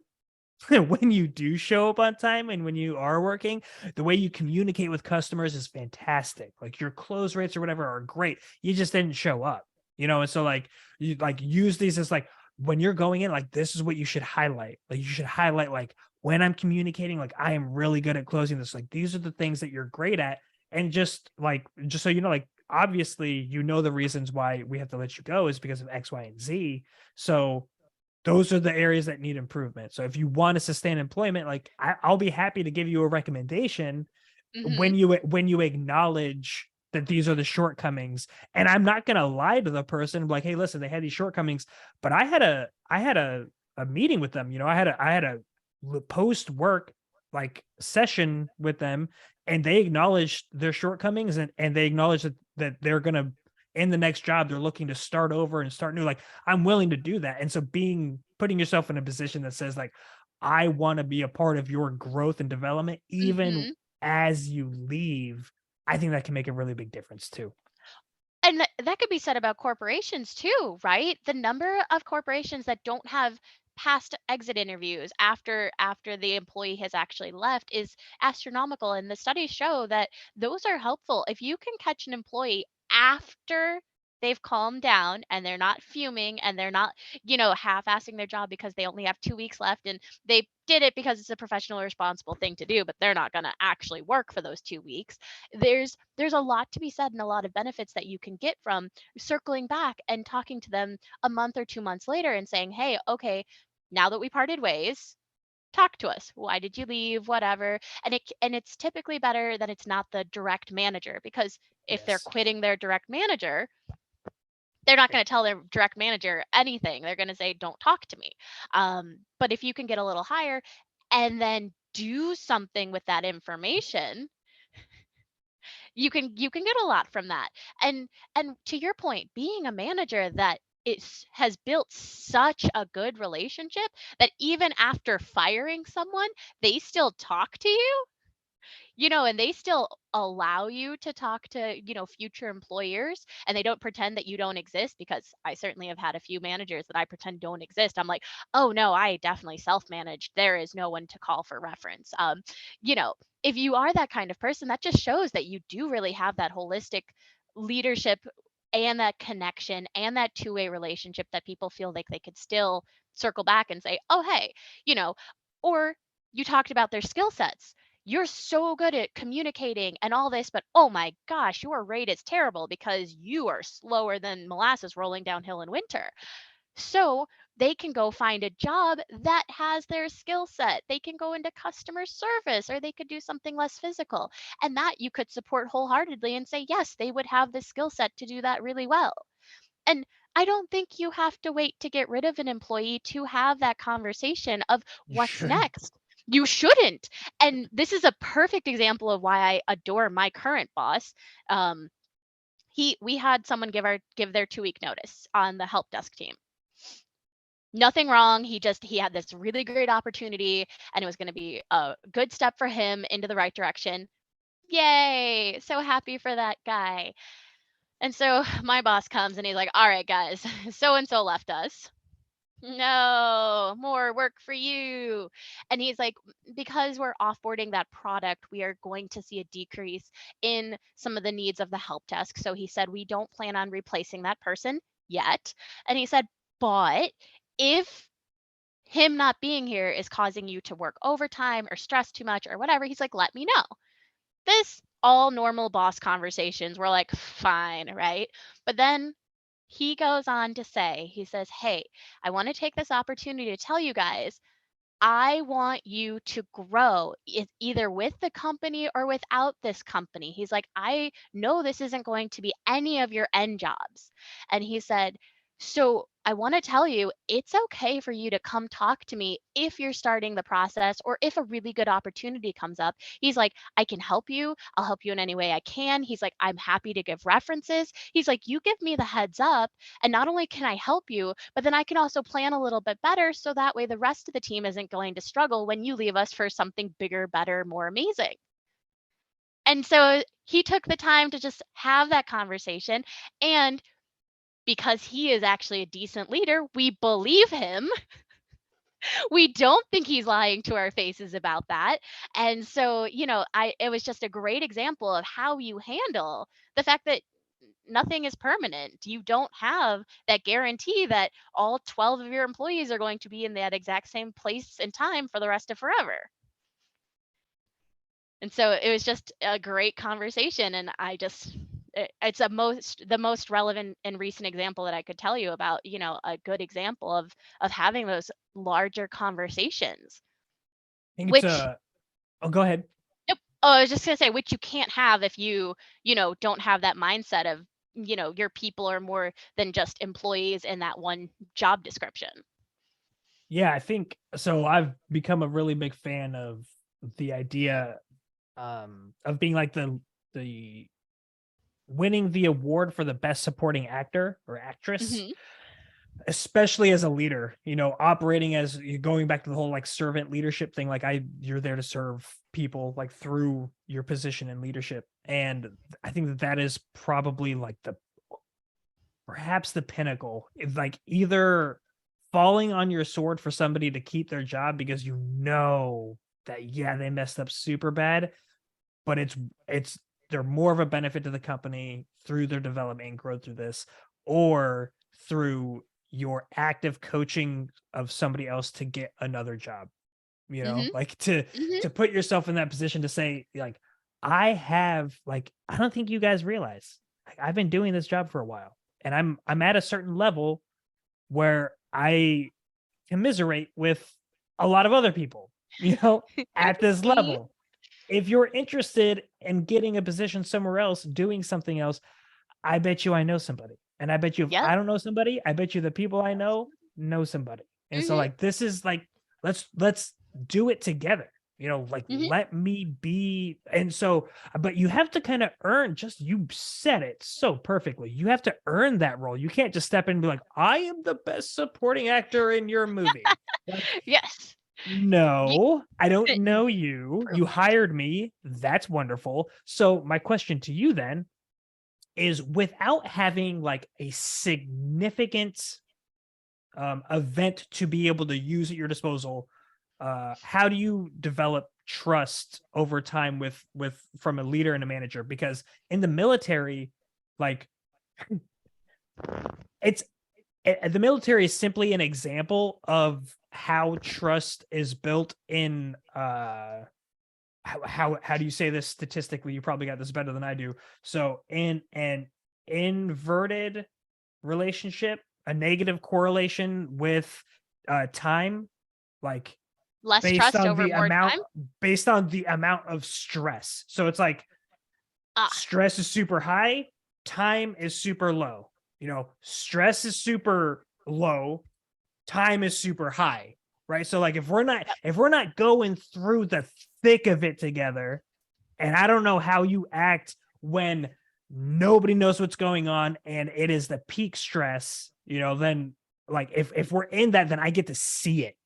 I don't just Mhm. like go off of your word of previous experiences. I'm like, I know you're going to stand up and shoot. I know you're going to cover fire for me while I move to my Mhm. next position. I know you're going to have my back while we missed sales for like the third quarter in a row. Like, I know how you're going to respond because we've been through it, Mhm. and so, in lieu of that, like, what are some best practices that you think that leaders can use to sustain this for their employees, like, over time? So, first call out, um, people have trust in two different ways. And so your job, and honestly, this works across the board. I don't care if you're a leader, I don't care if you're a person talking to someone at the grocery store. This is every single person. There are two personality types. One that automatically trusts you. It's an innate trust. They trust everyone, or they're just, I'm going to say, you know what, Matt, I believe you. I trust you. You can tell me you're going to show up on time. You're going to tell me we're meeting at 10 o'clock Central Time, and I'm going to trust that you're going to be there. uh, so there's those people that have that innate trust automatically. That is their personality type. There are also people who don't trust innately, and I am one of those people. I literally, again, part of my dark humor, a little child abuse goes a long way. um I don't have trust. I do not. Introduce myself and I say I have commitment and trust issues. Hi, I'm Rayna. But you have those other people for whatever reason, and it might not be some kind of horribly dark, traumatic experience. It just might be their personality. It might be however they live their lives, that do not trust at all. They will be respectful, but they don't believe you. They don't believe anything that you say. You say 10 o'clock, and I'm like, you know what? Most people don't ever show up on time, so it's not a big deal. And I know. I actually do not hold this against you because, quite frankly, I was having internet issues this morning, and so I was very happy that we had to push this to 10:30. But you have those two different people, and as a leader, you have to be mindful of that, because sometimes the things that you do are really good for the people that automatically trust, but you have to put more work into people that don't. And the better you are at your interpersonal intelligence and at your emotional intelligence, the better you are in those things, the quicker and easier it will be for you to realize which personality type you're dealing with. So that's the first thing. Figure out who you're dealing with and what you're trying to do. And aside from that, though, your general basics, your step by steps, do what you say what you do, mean it all, keep your promises. It's like, think about a child. If you're building a relationship with a child, you have to say, "Hey, I'm going to buy you lunch, and you get to decide where we're going to go." And then when you show up and you say, "I'm taking you to pizza," because I decided I want pizza. You have just ruined that child's trust in you because you have promised something and you're not delivering. So, in the same way, as a manager, I'm going to say, hey, I really want to help connect with you. So, we're going to have one on one meetings once a week so we can get to know each other and I can support you as you're onboarding into the company. But then, if you don't show up to our one weekly meeting, I'm going to think you don't care about me or everything else is a higher priority. So make those relationship building efforts, make those things a priority, and then adjust to who you're building that relationship with. So say what you say, do what you say you're going to do, mean what you say, and have that openness to have honest conversations. And again, part of being holistically a holistic leader, you have to bring something to the table. You have to say, what did you do this weekend? Oh, that's cool. You celebrated Diwali. Does that mean you're a Hindu? Does that mean that those are things that are important to you?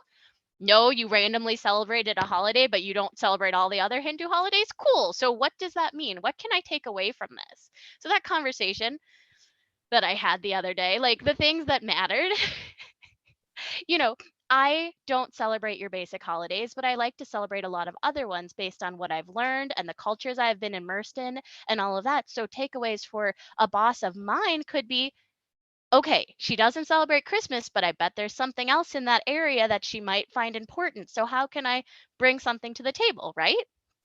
It's a 10-minute conversation, but it means so much to me. And then you have that opportunity for an honest conversation and for a relationship to build. And then you also have to say the same thing. Hey, I'm actually going to dip out early today as the boss because I really find this marathon to be my favorite and I've run it 6 times in a row. Now I know, oh, sometimes we can make exceptions. Sometimes we can, do stuff. My boss has been there and he is shown up to all our meetings and he's done all this stuff. And so now he's taking some time away from following the commitment he made to me because there's something else that is a different priority. And I've learned so much from that. Does that make sense? It It's really does. No, I think one of the underlying, and tell me if I'm totally off base with this, I think an underlining idea or concept here is the usage of cues. So I think that what we do often is we're always sending communication. We're always communicating and we're always receiving communications. We do it through our dress. We do it through our verbal communication, our body language, how we choose to use space, how we choose to use time, which I apologize. I will say, regarding the time, I did want to say this right off the bat before we even started recording, is in my head, I'm like, what am I going to tell her? Am I going to tell her why I was late? And no, because like I have a genuine call for honesty and transparency. And so this is what happened. What happened was yeah. So, her civilian. I thought that was a purely military phrase. That's beautiful. What? I love it. Oh, no, goodness. Thank you. So I learned. You taught me. I appreciate it. So what happened was I needed a haircut. Like plain and simple as I needed to get my haircut. But so I showed up. I left like an hour and a half before our call.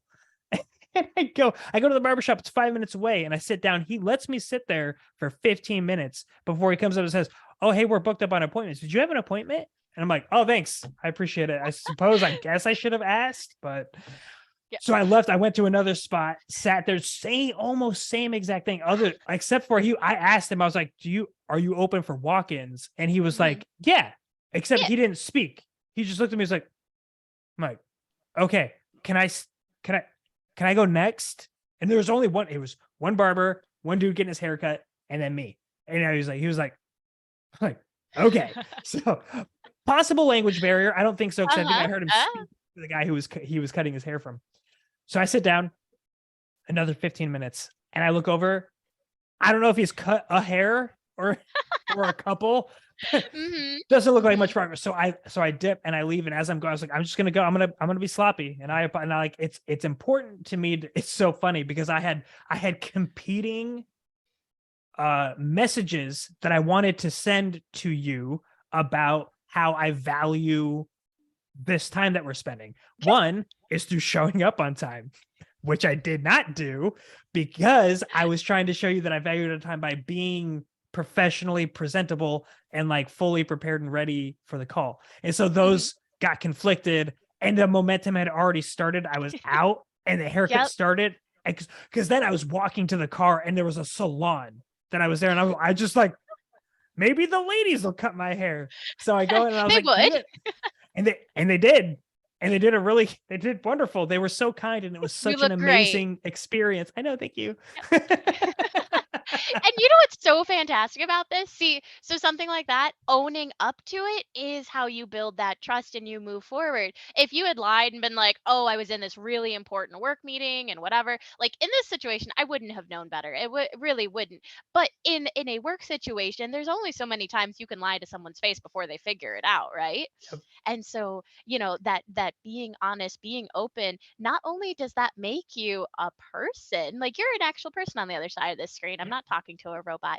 And those are things that I respect. And because you had conflict, there were two things you wanted to do: make a good impression, look all, presentable. I got a haircut yesterday, so It looks I wonderful. I've I know. kind of See, you like had planned accordingly. I even told my wife that that's what I was going to do, and then yeah, yeah. whatever. But it's so funny, but that's the point, right? That we are all humans. We're people. And back to, I'm building an army of overly confident and kind people. The point is, you need that kindness. You need to have that kind of humanistic qualities, because at some point, being in the capitalistic society that we are, we kind of lose that sometimes.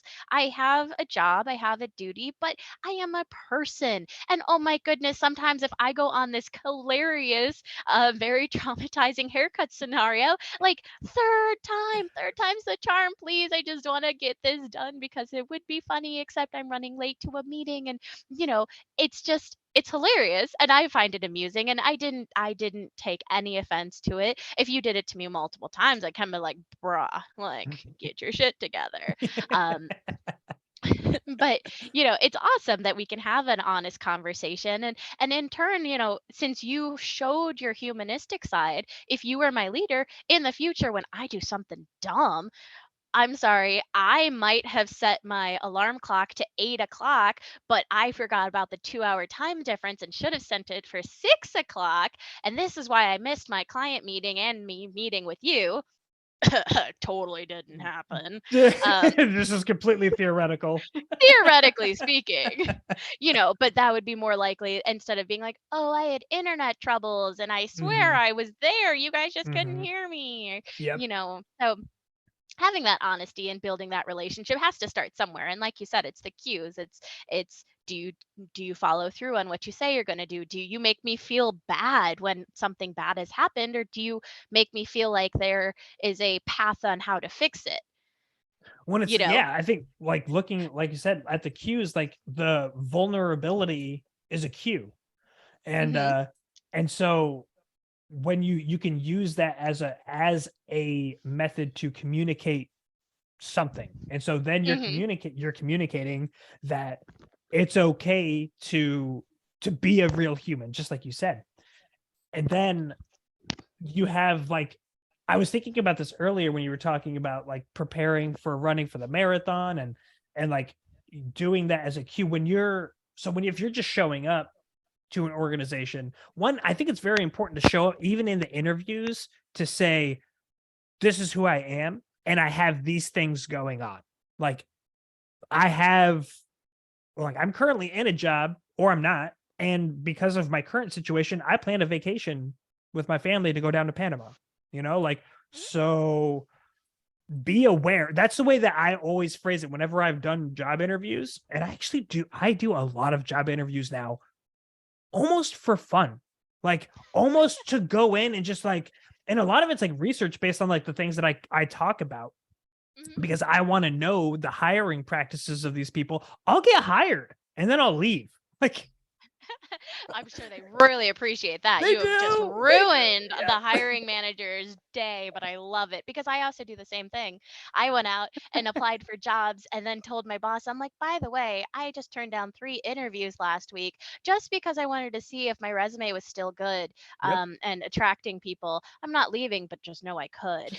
Just know I got the resources. I'm still Yes, and viable. and I didn't even update my resume from the last time I went job searching, so just can you remember to appreciate me? And my boss went, he's like, "Do I not appreciate?" He's like, "Did I miss something? Are you What's are you telling? Is this a hint?" I was like, what "No, cue? no." But yeah, it's like, "Ah!" Yeah. But like, I'm like, but when you think about that and like who you are as a person going into it, like you have things going on. Like your life didn't start the day you started there. right. And it's important And to communicate that. And then, and but I'm then not passionate to be an additionally, admin person. I don't want to tell you yeah, why I want the job. I can tell you I am going to be good at it. yep, Um, I actually did hiring. I've hired a ton of people, and I am equally the worst person to be interviewed by and the best person to be interviewed by. And my poor children that I have given some good life lessons to along the way. I had two fresh out, or one was one semester away from graduating, fresh outs of their undergrad. So these must have been 21-year-olds, 22-year-olds, and they were applying to an admin position that I had. And the first girl, she's answering her questions. I ask a question, tell me about yourself, and she's not reading an answer, but you know when a kid has the answer memorized because they're like, I've prepared for this, and yes. and she had every single line. And now I looked at her and I was like, okay, now tell me an actual answer that you didn't prepare 3 months in advance. And she's like, what? Everything and everybody in every book and every expert told me that this is Yes. what I was supposed to do. I am not And this is what I'm prepared. supposed to say. Yes. Oh my gosh. And she even both of them actually, both of these children told me they're like, we went through a course and Yep. professionalism class on how to interview. And I'm like, cool, but I know every answer you're gonna say, and that Mhm, does me no good. mhm. So let's try this again. Who are you? Tell me about yourself. And so the one girl, that was the one, and she was like, okay, she's like, I can do this, and she but it's just so funny because in this case, I was trying to give them an opportunity Yep. to actually show me who they are so that way I could decide if they were a good fit for the job, the role, the company. And it's not because rejecting one of them made them worth any less. They're not worthless, they're not bad, they're not stupid. It was just that it wouldn't be a good fit for them at that time in that role. And I Mhm. think we need to spend more time being actually open and honest in the interview process, because then maybe my tenure would be more than an average of 2 years. If you Right. tell me up front that you are not a nice person, but you're very reasonable in the job and I know what the job's going to be and you're going to pay me well for it, I can decide for myself if I'm going to do that. But if you pretend to be a good person and you pretend to care about the things that I said and whatever, and then I show up and a month in, you're like, I don't care about your schooling. I don't care that you're working on a dissertation. Work these 80-hour work weeks. I'm not even giving you 6 months. I'm out. I'm not dealing with that. I'm I think better. I have more resources. So, that's such a great thing to consider, like when you're in there, and there are ways to craft questions that elicit those answers, but it's timing is so important. Like mhm, usually, I okay, that's not the right word. Depending on the job, there are multiple levels of interviews, right? Like, so there might mhm, be one in the beginning. Maybe you're even part of a group, and they're just like they are mass hiring. They're looking to fill 17 roles, and so they're looking at like 400 people, and so they're mhm. doing batches of like 5 to 10. And like, okay, from there, you didn't sound like a complete worthless garbage piece of crap that showed up to the remote call in sweatpants. Cool, you've Mm, made it to the next round. Like, and so, but as you work your way through, one, you have to know, you have to be aware of what the interview process is, and part of the communication in it's not like they show up. It's not like you apply for a job and they're like, and we're interviewing you, and it's like, no, there's communication that happens. And so be aware and ask, like, what's the, and normally they'll just tell you, they're like, hey, we're going to interview you here, and then if everything goes right, then we'll do this again over there. that's not normally. You're lucky if Th- that's normal. that's been every interview experience that I've had since I got out of the army. um I love that. so I that's love that for cool. you. I love that for you that you know what the interview process is ahead of time and that it's been reasonable. There Hmm. is an entire 2 Reddit subgroups that will definitely Disagree. argue with you on that one. The internet has said no, that's not how it works. I Really. very rarely know what's happening in all of the places I have. So Yeah. I love that for you. I love that that's your experience. But part of it, the point is that to ask in the process, like when they communicate with you, like, hey, we're interested in interviewing you, ask them like, oh, that's great. Is this a part of a series of interviews? Because that helps you with the timing that we were talking about, because What's my want, expectations? right? Because then like if there's 2 interviews, if there's any more than 1 interview, I'm gonna hold back this is the way that I view it. First interview, they're interviewing me. Second interview, I'm interviewing them. And so that's your time to craft those questions based off the exact thing that you just said. Like, just use as an example, like the schooling. My education is super important to me, huge priority. It must be considered with this position. So you can ask them like, right, exactly. So you can ask, you can say, do you support, like, I'm doing this, these are the time requirements. Will the schedule match? Like, are you able to support? If the schedule doesn't match, are you able to support a little bit of flexibility with me in that time? And they would say, of course, like, you're great, because they've already hired you. You've made it through round 1, right? And they've already decided they like you, right? Right. And so like you're already on your way in. And so I think that another, like, a follow-up question that I was like, oh, that's so good to hear, because I really like you guys too. I think that this may be a great opportunity. Do you have anybody else there who's also a student? Like, how are they getting along? Do they see, like, and look for past instances of that? Look for like, oh, like, and they might respond like, we have a system. Like, when you're a student, like, you're on this schedule. And so like, you're not going to go and like, and if they ask you questions like, okay, well, when are your classes and stuff like that, they're willing to get a little bit in the weeds with you. Like, okay, well, your workday it actually ends at 3. And so if you have like afternoon classes, like, then that's fine. And or you're entirely task-based. Like, so I don't care. Like, you need to get A, B, C, and D done by Friday. And so I don't care. Like, it's your responsibility, right? Exactly. Can you do school and do this for us? Ball back in your court, and then genuinely answer. Like, maybe you can't.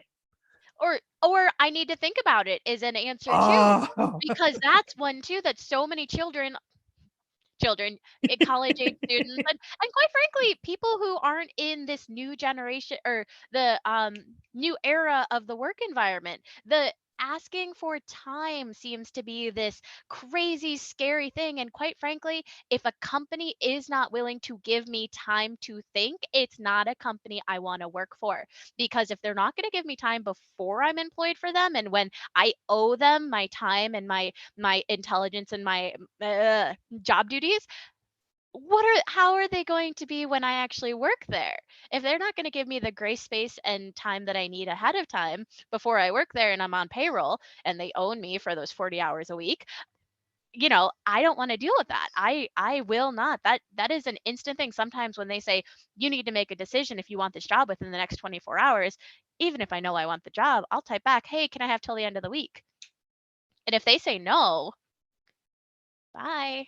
I don't have time for this. I don't have time for you to be over controlling and micromanaging and so in your own world that you think nothing in my life matters. Maybe I have 3 more job offers coming and I'm going to decide. Maybe I have so much going on because I actually still work a full-time job and I don't have time to read the contract that you've sent over. And why are you sending me over a 20-page contract that I have to read, agree to, and sign and send back in the next 24 hours? It's a two-way street. I'm not playing your time hack games. Yeah, I'm not playing your game. Yeah. Right.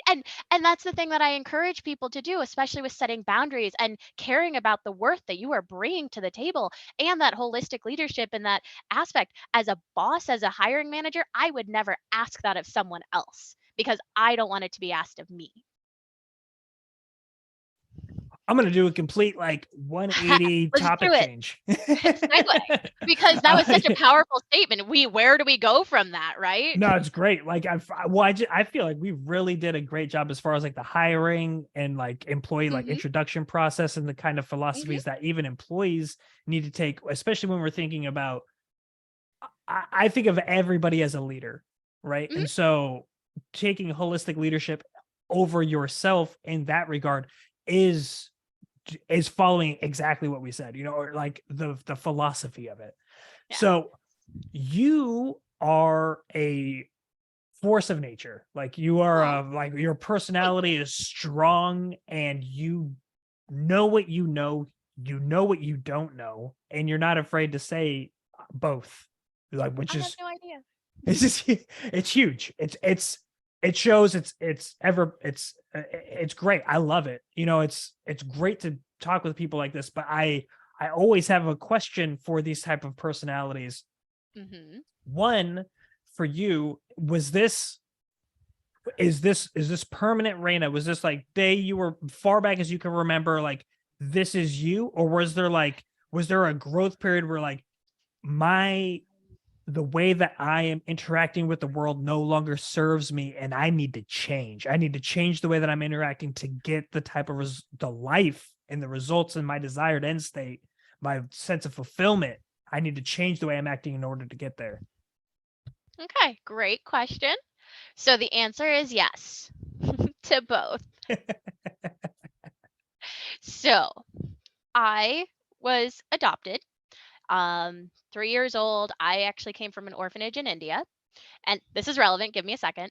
And so my parents, a lovely, nice white couple from Cleveland, Ohio, they had a catalog. This was the 90s. The internet didn't exist. You didn't just go on the internet and pick out an orphan. It wasn't swiping right or left on orphans. Um, there was a catalog where you picked out your child. And and and I I don't say know this what's with worse. neither. The fact is, it's absolutely fantastic because it's a way for children who are in need to find parents and loving homes, hopefully loving homes that, have taken the time to get them. And you don't just it's not Amazon. You can't actually just click the buy now button. There is a process. And my parents decided to go through the entire process and have a foreign, adoption and whatever. And so, jokes aside, though, the reason I mentioned this catalog, and I normally don't get into this dark humor this early in this kind of podcast, but the reason I mentioned the catalog is because my father, flipping through this catalog, finds a toddler with the smirk of a lifetime. Sassy and powerful and ridiculous. Not a smile, not whatever, smirk. And he looks at that and he goes, "That's my kid. Send me that one." And so this is a So it's story. there. So it's So it started very young. And it was part of my innate personality. And before I was adopted, like literally the very first interaction my parents had with me was a picture of me being snarky. Uh, and I came over and I'm bubbly. I'm super energetic. I am sassy beyond all reason. And so that innate personality. But I will say that as I grew up and had a bunch of different issues, and I ended up, I don't have parents, I don't have a family that I support or rely on. I am the weird one. I'm always the weird one. And it was really bad. I mean, I got beat down. Like I'm like, why do I have to always be the weird one? Why can't I just be the one that fits in? Why am I the pedal on the metaphor for the being the only person with this skill set or this thought process? Why am I? And it was tough. It really was. And so I did spend some of my time trying to be more conforming and maybe a little less me. And I spent a lot of time doing that. And I also, I say I grew into confidence issues and I grew into self-love issues. And I mean, I said it on Dr. Dan's podcast, but there was a point in my time I did not want to exist. Like I apologized for not just being me, for being. And then it took some time and I had to work and I had to fix myself. And I had to, find ways of coping with the dark times. And I had to find ways to, decide which part of my personality, I can't be strong and aggressive all the time. And that's fair and understandable. So I learned that. I learned there's a time and a place to kind of chill out. And there's a time and a place to be supportive. And there's a time and a place to bring out Steamroller Rayna and fuck some shit up. There, and so as I got older, I healed, I fixed myself. To some degree, you're always going to have some of those little issues in the background. But then so version 2.0 I am bigger, I'm better, I'm stronger, and I learned what I don't know, and I learned to ask for help. Not ask for help. I don't take help, but I learned how to find help. I don't ask for anything. I learned where to find help, and I learned how to be better, and I learned how to build my own bookshelves and how to look and investigate my own doctoral universities and how to be a functioning member of society, and not even functioning. I am excelling and I am so good.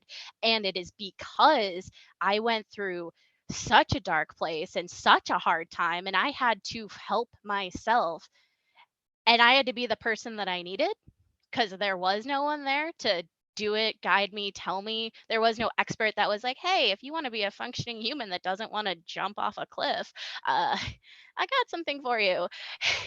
And so I decided, and this started actually a lot younger. I decided once I learned something, I'm going to be that person for someone else. I'm going to be that person someone needed when they need it. So, I started college and I was helping everyone else because I started college a little early. I'm like, this is how I went through the college process. This is how I pick something out. This is how I go through the interview process. This is how I get 5 job offers and I get to pick which one. This is how I decide my worth. This is what I can do. This is how I'm a leader with the best rates and no turnover and absolutely killing it compared to my not competition, my peers, my competition because I'm better. And this is how I'm doing it. So this is how I can help you now in the moment when you need it. So it started off being my personality. I struggled a little bit and now I'm doing it again, but better. I like that. I like that a lot Because it's all about growing. Yeah, exactly.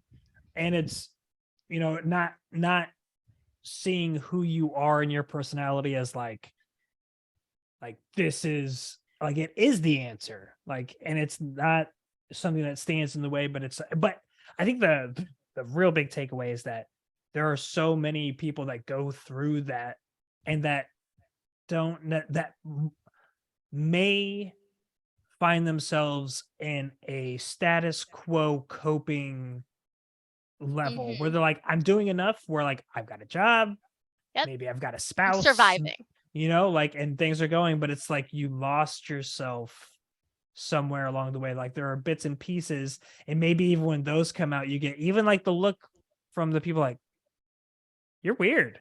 Like, I and you're like, am. I am weird. You And don't even know. you don't even know. And it does get frustrating. And quite frankly, I'll tell you, this is something I struggle with now, Matthew. I struggle with the fact that I am still one of those floating, unique, puddles. I am an island. I live and I meet so many people, and I live a very normal to me life, which is apparently not normal. And I do struggle with that. Like, I'm like, where are the people? How are there not more people?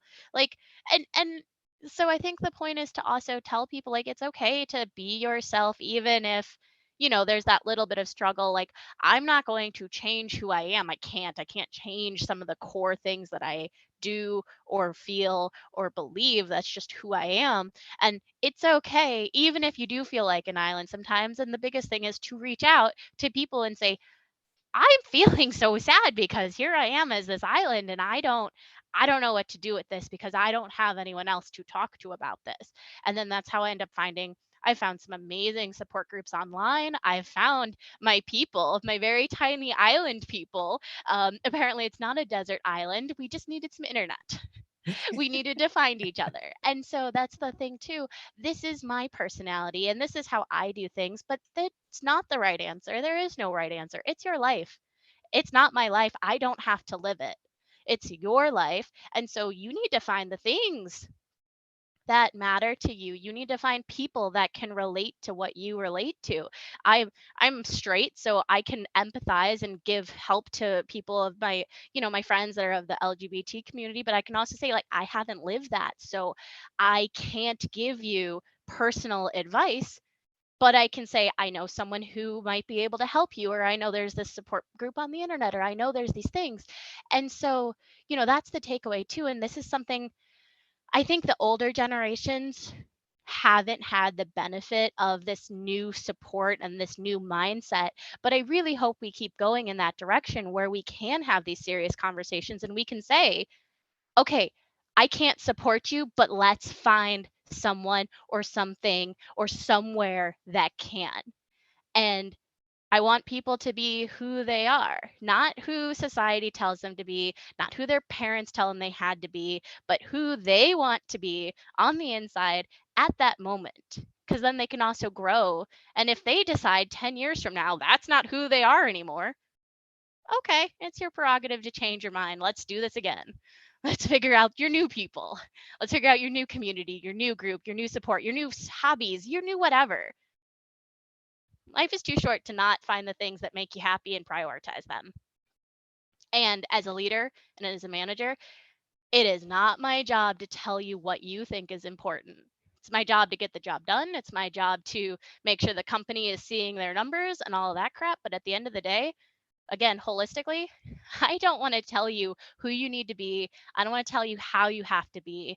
I just need to make sure the job gets done from the management side. And the rest of it, I want to help you be you.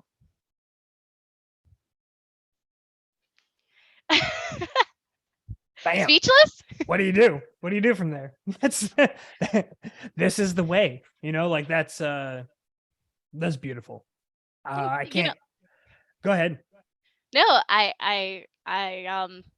it's me. This is who I am. This is what I bring. And so I think I mean you knew what you were getting when you asked for me to come here. I had an idea. No. No, and I appreciate it. I think it's extremely valuable. I will say that of the interviews I've done as of late, I love that this one had no start. Like, like it was the second that we hopped on the call, it was go time. And so it was. I mean, but we were just having an intelligent conversation that just happened to be worth recording. I think that that's going to be the case. I think it's going to be the case. And I think it's no surprise for you. I can't tell you how much I appreciate your time and being able to like pick your brain. And it's so funny. I put this out into the universe today. It was last night. I remember I got done working. It was probably like 7 or 8 o'clock. And I was walking out and I was like, man, I really want not like a confrontational conversation. And it had nothing to do with you. It had nothing to do with like this. It had to do with like, I want ideas to get pushed. I want the things that I'm saying. I want pushback, and I want to push somebody, and I want it to happen organically. I want to see that in this show, in what we're bringing, because through pushing, we're testing limits, because you're also checking depth of understanding and knowledge and experience, and where you're willing to say like, oh, I don't know, maybe that's a good idea or maybe not, like, and that's, I feel like we were able to at least start tapping into that direction today. Like, you did a great job of being clear in your points, being willing to meet in the middle, like for some back and forth, and to push me on ideas. Like I came into some things with a perspective, and then you had brought up a point, and I'm like, that's better. That's the point of speech and talking in these conversations, is to like really flesh out like, these are the best ideas. Like, we just worked together to distill out some really good ideas that wouldn't have happened if you were just talking, wouldn't have happened if I was just talking, but we did it together. And so, And that is what collaboration is about. And we can collaborate in across genres. You bring your military and your government perspective, and then I have my homegrown orphan perspective, and I'm kidding. But we have all of these different perspectives. We have different lives, and you and I are only 5 years apart. yep. We're very similar in age. So I almost think it would make more sense too for us maybe to have like a second conversation if we do a part 2 of this, and bring in either someone older or younger to see if we can get a little bit more on that thought diversity. Because you said you started right before the recession in the job market, and then I technically started right after the recovery of the job market. So we have different experiences, and I love that. But what about someone who was already working for 20 years before that recession? I bet they had a different idea or a different concept of how things work. And also, if you like confrontation, adding those other adding those other elements, or different thoughts and that sort of thing. As long as you're having a conversation with an open mind, those can be some amazing conversations. Don't be a devil's advocate just to be a jerk. But if you can do it in a respectful way, there's a lot of growth that can be had from it. And Yeah. so I love it. I love the pushback, and that I didn't just sit here and it wasn't the Rayna show for the last couple of, you know, I was going to say minutes, but obviously this has been way more than minutes. But no, I love the interaction, and you're just super easy to talk to. So I can see that you're probably doing pretty darn good on your own over there. You just have to decide, if you're going to take any of those jobs you interview just to have fun interviewing, and you have world is your oyster, Matthew. You can do what you want, and you're just going to take us along with you for the ride, and you're going to tell us all about it on your podcast. Yep. Yep. That's the plan. That's the plan. It's just learning and growing. If I find if that's the thing, I don't, I think a big perspective shift for me was actually, was focusing on entrepreneurism in the sense that Mhm. like all boundaries disappeared. Like, and what I mean is like, I would go into school thinking I'm going to school. Mhm. Okay. Now I'm going to work, and now I'm spending time with my family. Mhm. But being an entrepreneur, it like changed all that because it shifted it. And it doesn't have to be entrepreneur, it's just starting your own business. Like everything has a purpose now. Like everything can be drawn in. Like your brain, I've heard comedians do this, I've heard writers do this, and I think that I'm doing it from like a speaker podcasting perspective of every experience that I'm having in life like gets vetted back through the perspective of the mission that I'm trying to Mhm. pursue professionally. And so I can see like, oh, my conversation with my kids, like one of them's not really responding, and like why are they closing down? I'm like, this is a really interesting managerial question. You know what I mean? Like if Mhm. somebody's closing down, like what's the cause? How did that happen? How do we get here? And so like all of it, and just like in school is no longer I'm taking these classes. It's like I'm in the class. What can I extract from this class that adds Mhm. value to my business? And Mhm. when you get to that point, I don't know, it changes for people that are anxious or don't like school, which is the silliest thing I've ever heard. I get not liking the structure, maybe, but like not liking learning, that's crazy. Like, don't get a degree, but go to college. Like, audit Yeah. some courses. Find the one like, oh, that one. I'm trying to speak. There's a public speaking class. There's a communications class. There's a collaboration. But like there are so many ways to expand what you're doing and to promote that. And I think that that goes back to something that you were saying just in regards to helping others, like being a point of resource and value for other people.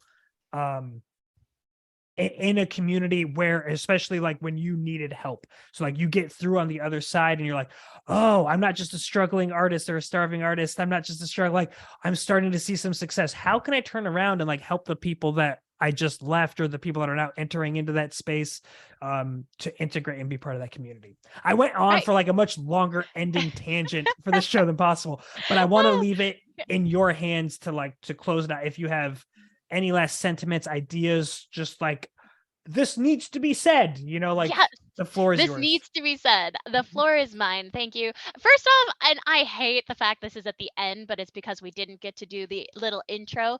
Is it Matt or Matthew? What is your Matthew. preference? Matthew. Matthew. Okay. Yep. Because the thing behind you says Matt, and I was like, I thought it was Matthew, and then but anyway, so Matthew, the major takeaways is, again, I'm building an army of overly confident and kind people, and so for that you need to have confidence. And it's not a problem no matter what your confidence level is. It's just that it's worth taking the time, and anyone deserves happiness. Like that's it. And however you get there. And there is no person alive that I can think of to this day that doesn't deserve to have a voice, and that doesn't deserve to have, space and to take it up. So if you need to hear that, if anyone out there needs to hear that, like, you deserve to take up space, you deserve to be happy, you deserve to be safe. Those are all super important things. And take the time for yourself to build towards that. It doesn't have to be now. It's not going to happen overnight, but you take the time, you deserve the time to, find a place where you find meaning and you're happy to be around. And then the other part of that is we people who are in positions of expertise or have platforms to talk about or have leadership abilities, we have the duty to help and to make more better, happier, healthier, safer, kind humans. We're in this together. Life kind of sucks, but we can make it work. We we can make it work. And so, that's that. Those are my closing thoughts. And, be better, do better. That's the motto I live by. And I'm hoping that I can get a few more people to do the same thing. Beautiful. Thank you. Thank you so much. And absolutely, I'd love to have you back. I'd actually love to create like a panel, but what's something that we can discuss offline and navigating the future course and how we can continue to help people. I love it. Thank you so much. Yeah. No, thank you so much, Matthew. I appreciate it. You're lucky this is my technique. You're lucky this is my technique. And I actually, there's the mic. You're lucky this is my technique and I actually know it. And you making me pause my train of thought didn't just cause me to lose what I was about to say, mister. See, I knew your level of rock star exceeded the awkward pause that was required to get here. Oh, now that was smooth. All You see? right. I'm gonna give you just a golf clap on that one. But what I was saying is, sometimes the original thought, since we're recording this, was, my nickname Steamroller Rayna, and I am very good at it when I do it, but sometimes it doesn't happen. Steamroller Rayna doesn't come out to play. And you talked about the same thing. Sometimes you are this force of nature and this absolute powerhouse, and other times you're just not memorable and no one noticed you were in the room. And sometimes those two things are not aligning at the right place in space. And so what I was saying is, with my technique, the self-confidence and self-love creation through actual effort and creation, whatever. And the first of my steps, my acronym is L.O.V.E.S, L-O-V-E-S. And what the world needs now is more loves. Haha, it's actually what you need. And the L is logic, because our brains, humans, are not logical. And so what we need to do, and what I have, is different techniques on how to drag logic, sometimes kicking and screaming, into the conversation, into the thought process. So the very first one, and the first logic-based thing that I always tell everyone, is when that voice in your head is being a snarky when they're being awful, when that bully is happening, you have to stop and you apply logic. And it is, whose voice is it? Is it me? Is this something I have done to myself? Am I being self-critical? Or is it somewhere else? Did I hear someone in society say this? Is it my mother? Who is saying the voice? Because that helps you identify, okay, how do I address this? Where, and if that voice is myself, then not only do I have to address this now, but I need to address how it happened in the first place. If the voice is my mother, I need to address the current situation with logic, but then I also need to go back and address the root cause. I need to use logic now, but also in the future, to actually solve the problem rather than just the symptom that's happening right now. And then from there, who is the voice? And then let's think this, if it wasn't me, let's look at it from an objective, logical place. So I felt like absolute crap when I completed my bachelor's at 20 years old, and I didn't automatically get into my doctoral program that I wanted to get into. Felt like a useless, awful, terrible, stupid piece of garbage.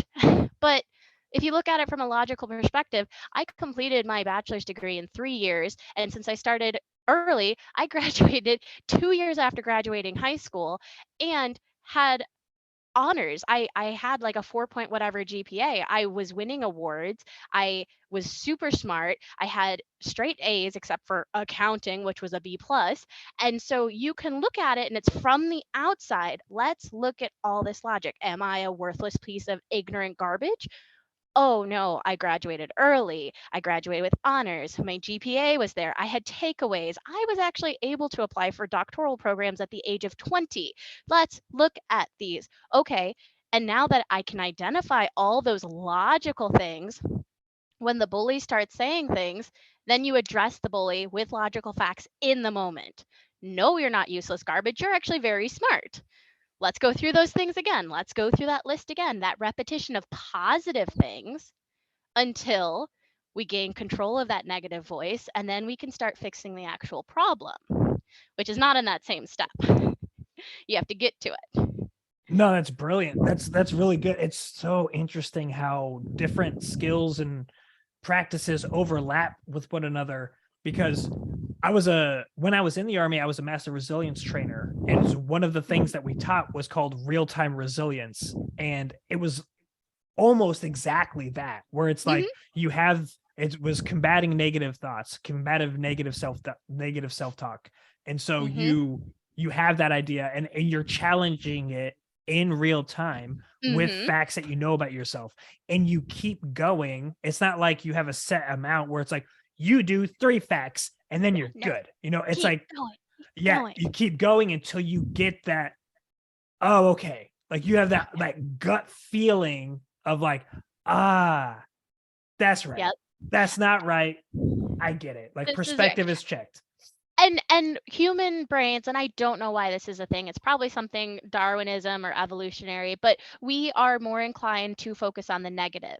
Always. It doesn't matter who you are. A functioning brain will grab onto negative longer than it'll grab onto positive. So some nasty, mean thing that your mom said to you when you were in high school will stick with you until you are dead. Thanks, Mom. I'm kidding. She never said anything too terrible. I'm kidding. I'm not. But that thing, that negative, or we talked about in a performance review, you can say X, Y, and Z. Here's this laundry list of good things that you did. Here's this one thing you need to fix and correct. And my brain's going to say, oh my God, we can't do this one thing. They're going to fire me. I need to start looking for a new job. I'm worthless garbage. And so you have to realize that the human nature is to lean towards the negative. So we have to use something else like that logic, or like positive, surrounding ourselves with positivity and all of that stuff to kind of offset that. And that is not to say that we don't acknowledge that bad things happen. I am not telling anyone that they're perfect, because trust me, there are a lot of people that are not perfect. And that when that voice says something in your head and it's being mean, it might have a point. It just might not be saying it in the right way. And that's why I want to use logic to address the larger issue moving forward. So like, let's say I have a weight issue. The voice is saying you're useless garbage. How dare you? I mean, you're obese, you're a cow, you're that's the voice. The voice is making a sound at me. It's kind of being rude. And so it's twofold. That voice is a combination of society and how I think I'm supposed to be, and it's a combination of that and me and whatever. And so first things to do is put on that air mask, like in the plane. Do that first. Get yourself to a point where you're not in a negative spiral. Then say, okay, logically speaking, am I a healthy weight? Do I have healthy cardiovascular function? Am I struggling to go up a flight of stairs? These are things, okay, now that I'm in a healthier place and not spiraling, how can I address this? What can I do? Okay, so let's start a gym routine. Let's ask for help. Let's tell our boss, like, hey, boss man Matthew, I know you run marathons because you are a person that has running as a fun hobby, and I really am trying to get better. Can you help me? And so there's such a nice way, a nicer, easier way to do things and to better yourself without being nasty. And so I'm not telling anyone that your voice is always wrong. I'm saying you don't need it to be a bully and to be mean to you to adjust and correct some problems. That is true. It's most criticism has roots somewhere in reality, and it's so Mhm. not completely brushing it off. I think one of the things that we do frequently is actually we never properly end the spiral. I think that's the thing that a lot of Mhm. people do. So I think what happens is we allow the negativity spiral to be interrupted by life events. And Mhm. so our rather than closing it off and having a sense of closure with it, you're just simply interrupted, like, oh well, I have to go to work now. Yeah. Like, okay, well, I go to work now, and now my brain is there on task. Oh, I'm meeting with friends. Okay, I'm having laughs and jokes. Then it's not a problem anymore. It's not a problem anymore. Quotes, Yep. air quotes for people just listening. But it is, because it's gonna come back. And Yep. so I think that's probably the biggest problem that people have is it's very hard, for what I have noticed from people that do resilience training and mindset training, is they'll say you have to stop you have to stop the negative self-talk, you have to stop the spiral, you have to do that. And there's no like there's no like, this is how you do that, because it's like you have to dive into somebody's brain and be like, warning stars, like, this is the time when you stop, like. And so Yep. the only thing I've been able to come up with is through my own practice on myself. If I'm trying to stop a pattern of thinking, if I'm responding the same way negatively to the same events, if I'm trying to do anything that's mental for myself, it's gonna start post hoc. Like, it's gonna start, like, there has to be an assessment phase. So that's the thing that you could Mhm. do, is you could say, what negative event occurred?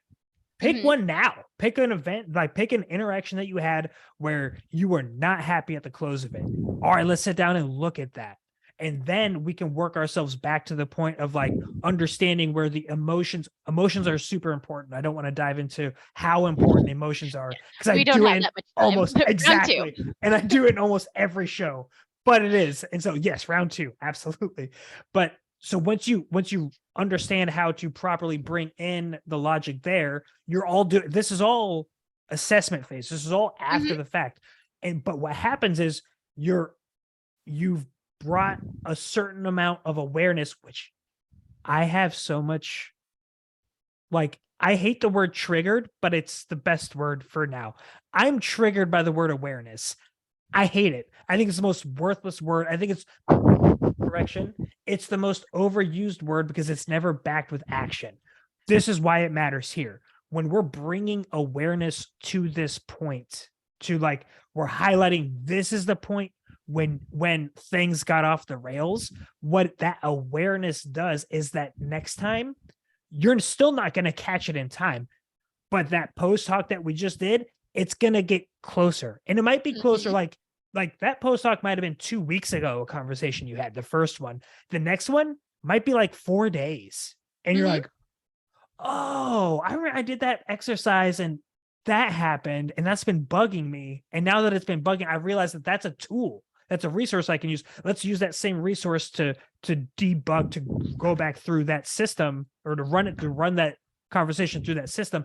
And you keep doing that to the point where like you're getting closer and closer. And I did that until the point where in real time, like I did right now, correcting myself with words and terms, that's one of the Mhm. mental tricks that I did, was like, you're not saying the word that you actually think. Like, Yep. verbal momentum is carrying you through, and like, stop and actually think about the meanings of the words, because words matter. And I say this to my family all the time. I'm like, they'll say something and I'm like, you mean this? They're like, you know what I meant. And I was like, words matter. All right. All words matter. So Yes.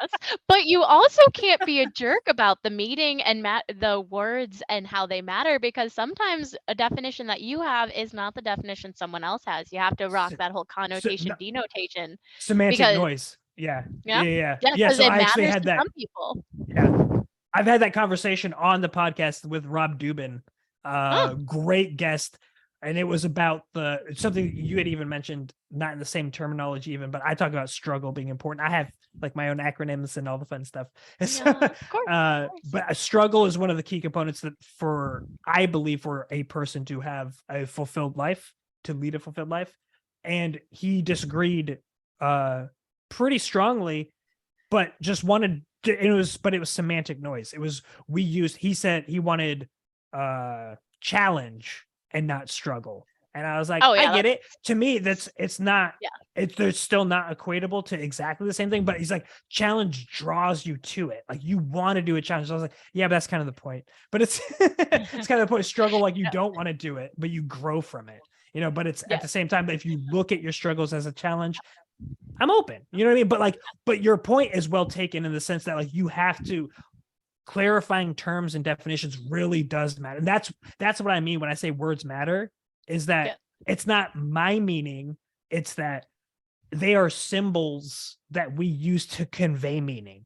And so if our meanings are missing each other because we're using the same word differently, it can lead to a silly conversation that's not productive.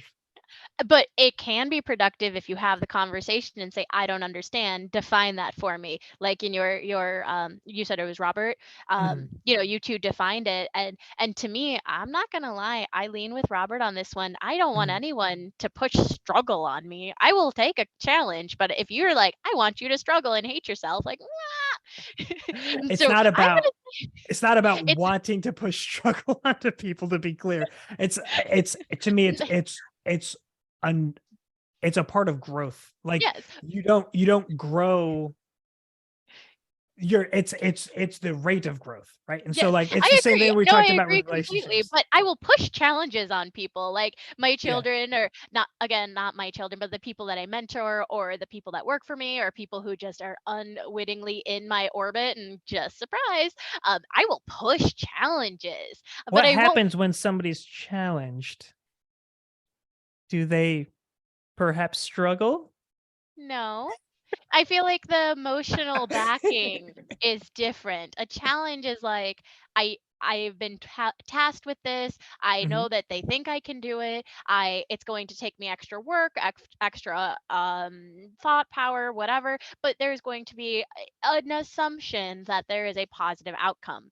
Whereas struggle is a negative feeling for me in my situation and whatever. If I feel like I'm struggling, it feels like I can't do it. It feels like it's out of the range that I am capable of. Even if I'm pushing myself, it feels like it's something is going to hurt. If I'm struggling at the gym, I might injure myself. If I am challenging myself at the gym, I am doing it in a more controlled method, and I will get better and I will push those limits, but I'm not worried about hurting myself. So to me, the emotions that are invoked in those two words are different. And one is a positive word, whereas one is a negative word. And so technically you're right. You are right in semantics and in definitions. Yes, struggle is perfectly fine. But if I'm thinking about it, if I am going to give you one of them, would you rather be punched in the face, or would you like an opportunity to lift heavier? Punch 'em. Well, yes, obviously everyone needs to get a throat punch on occasion, but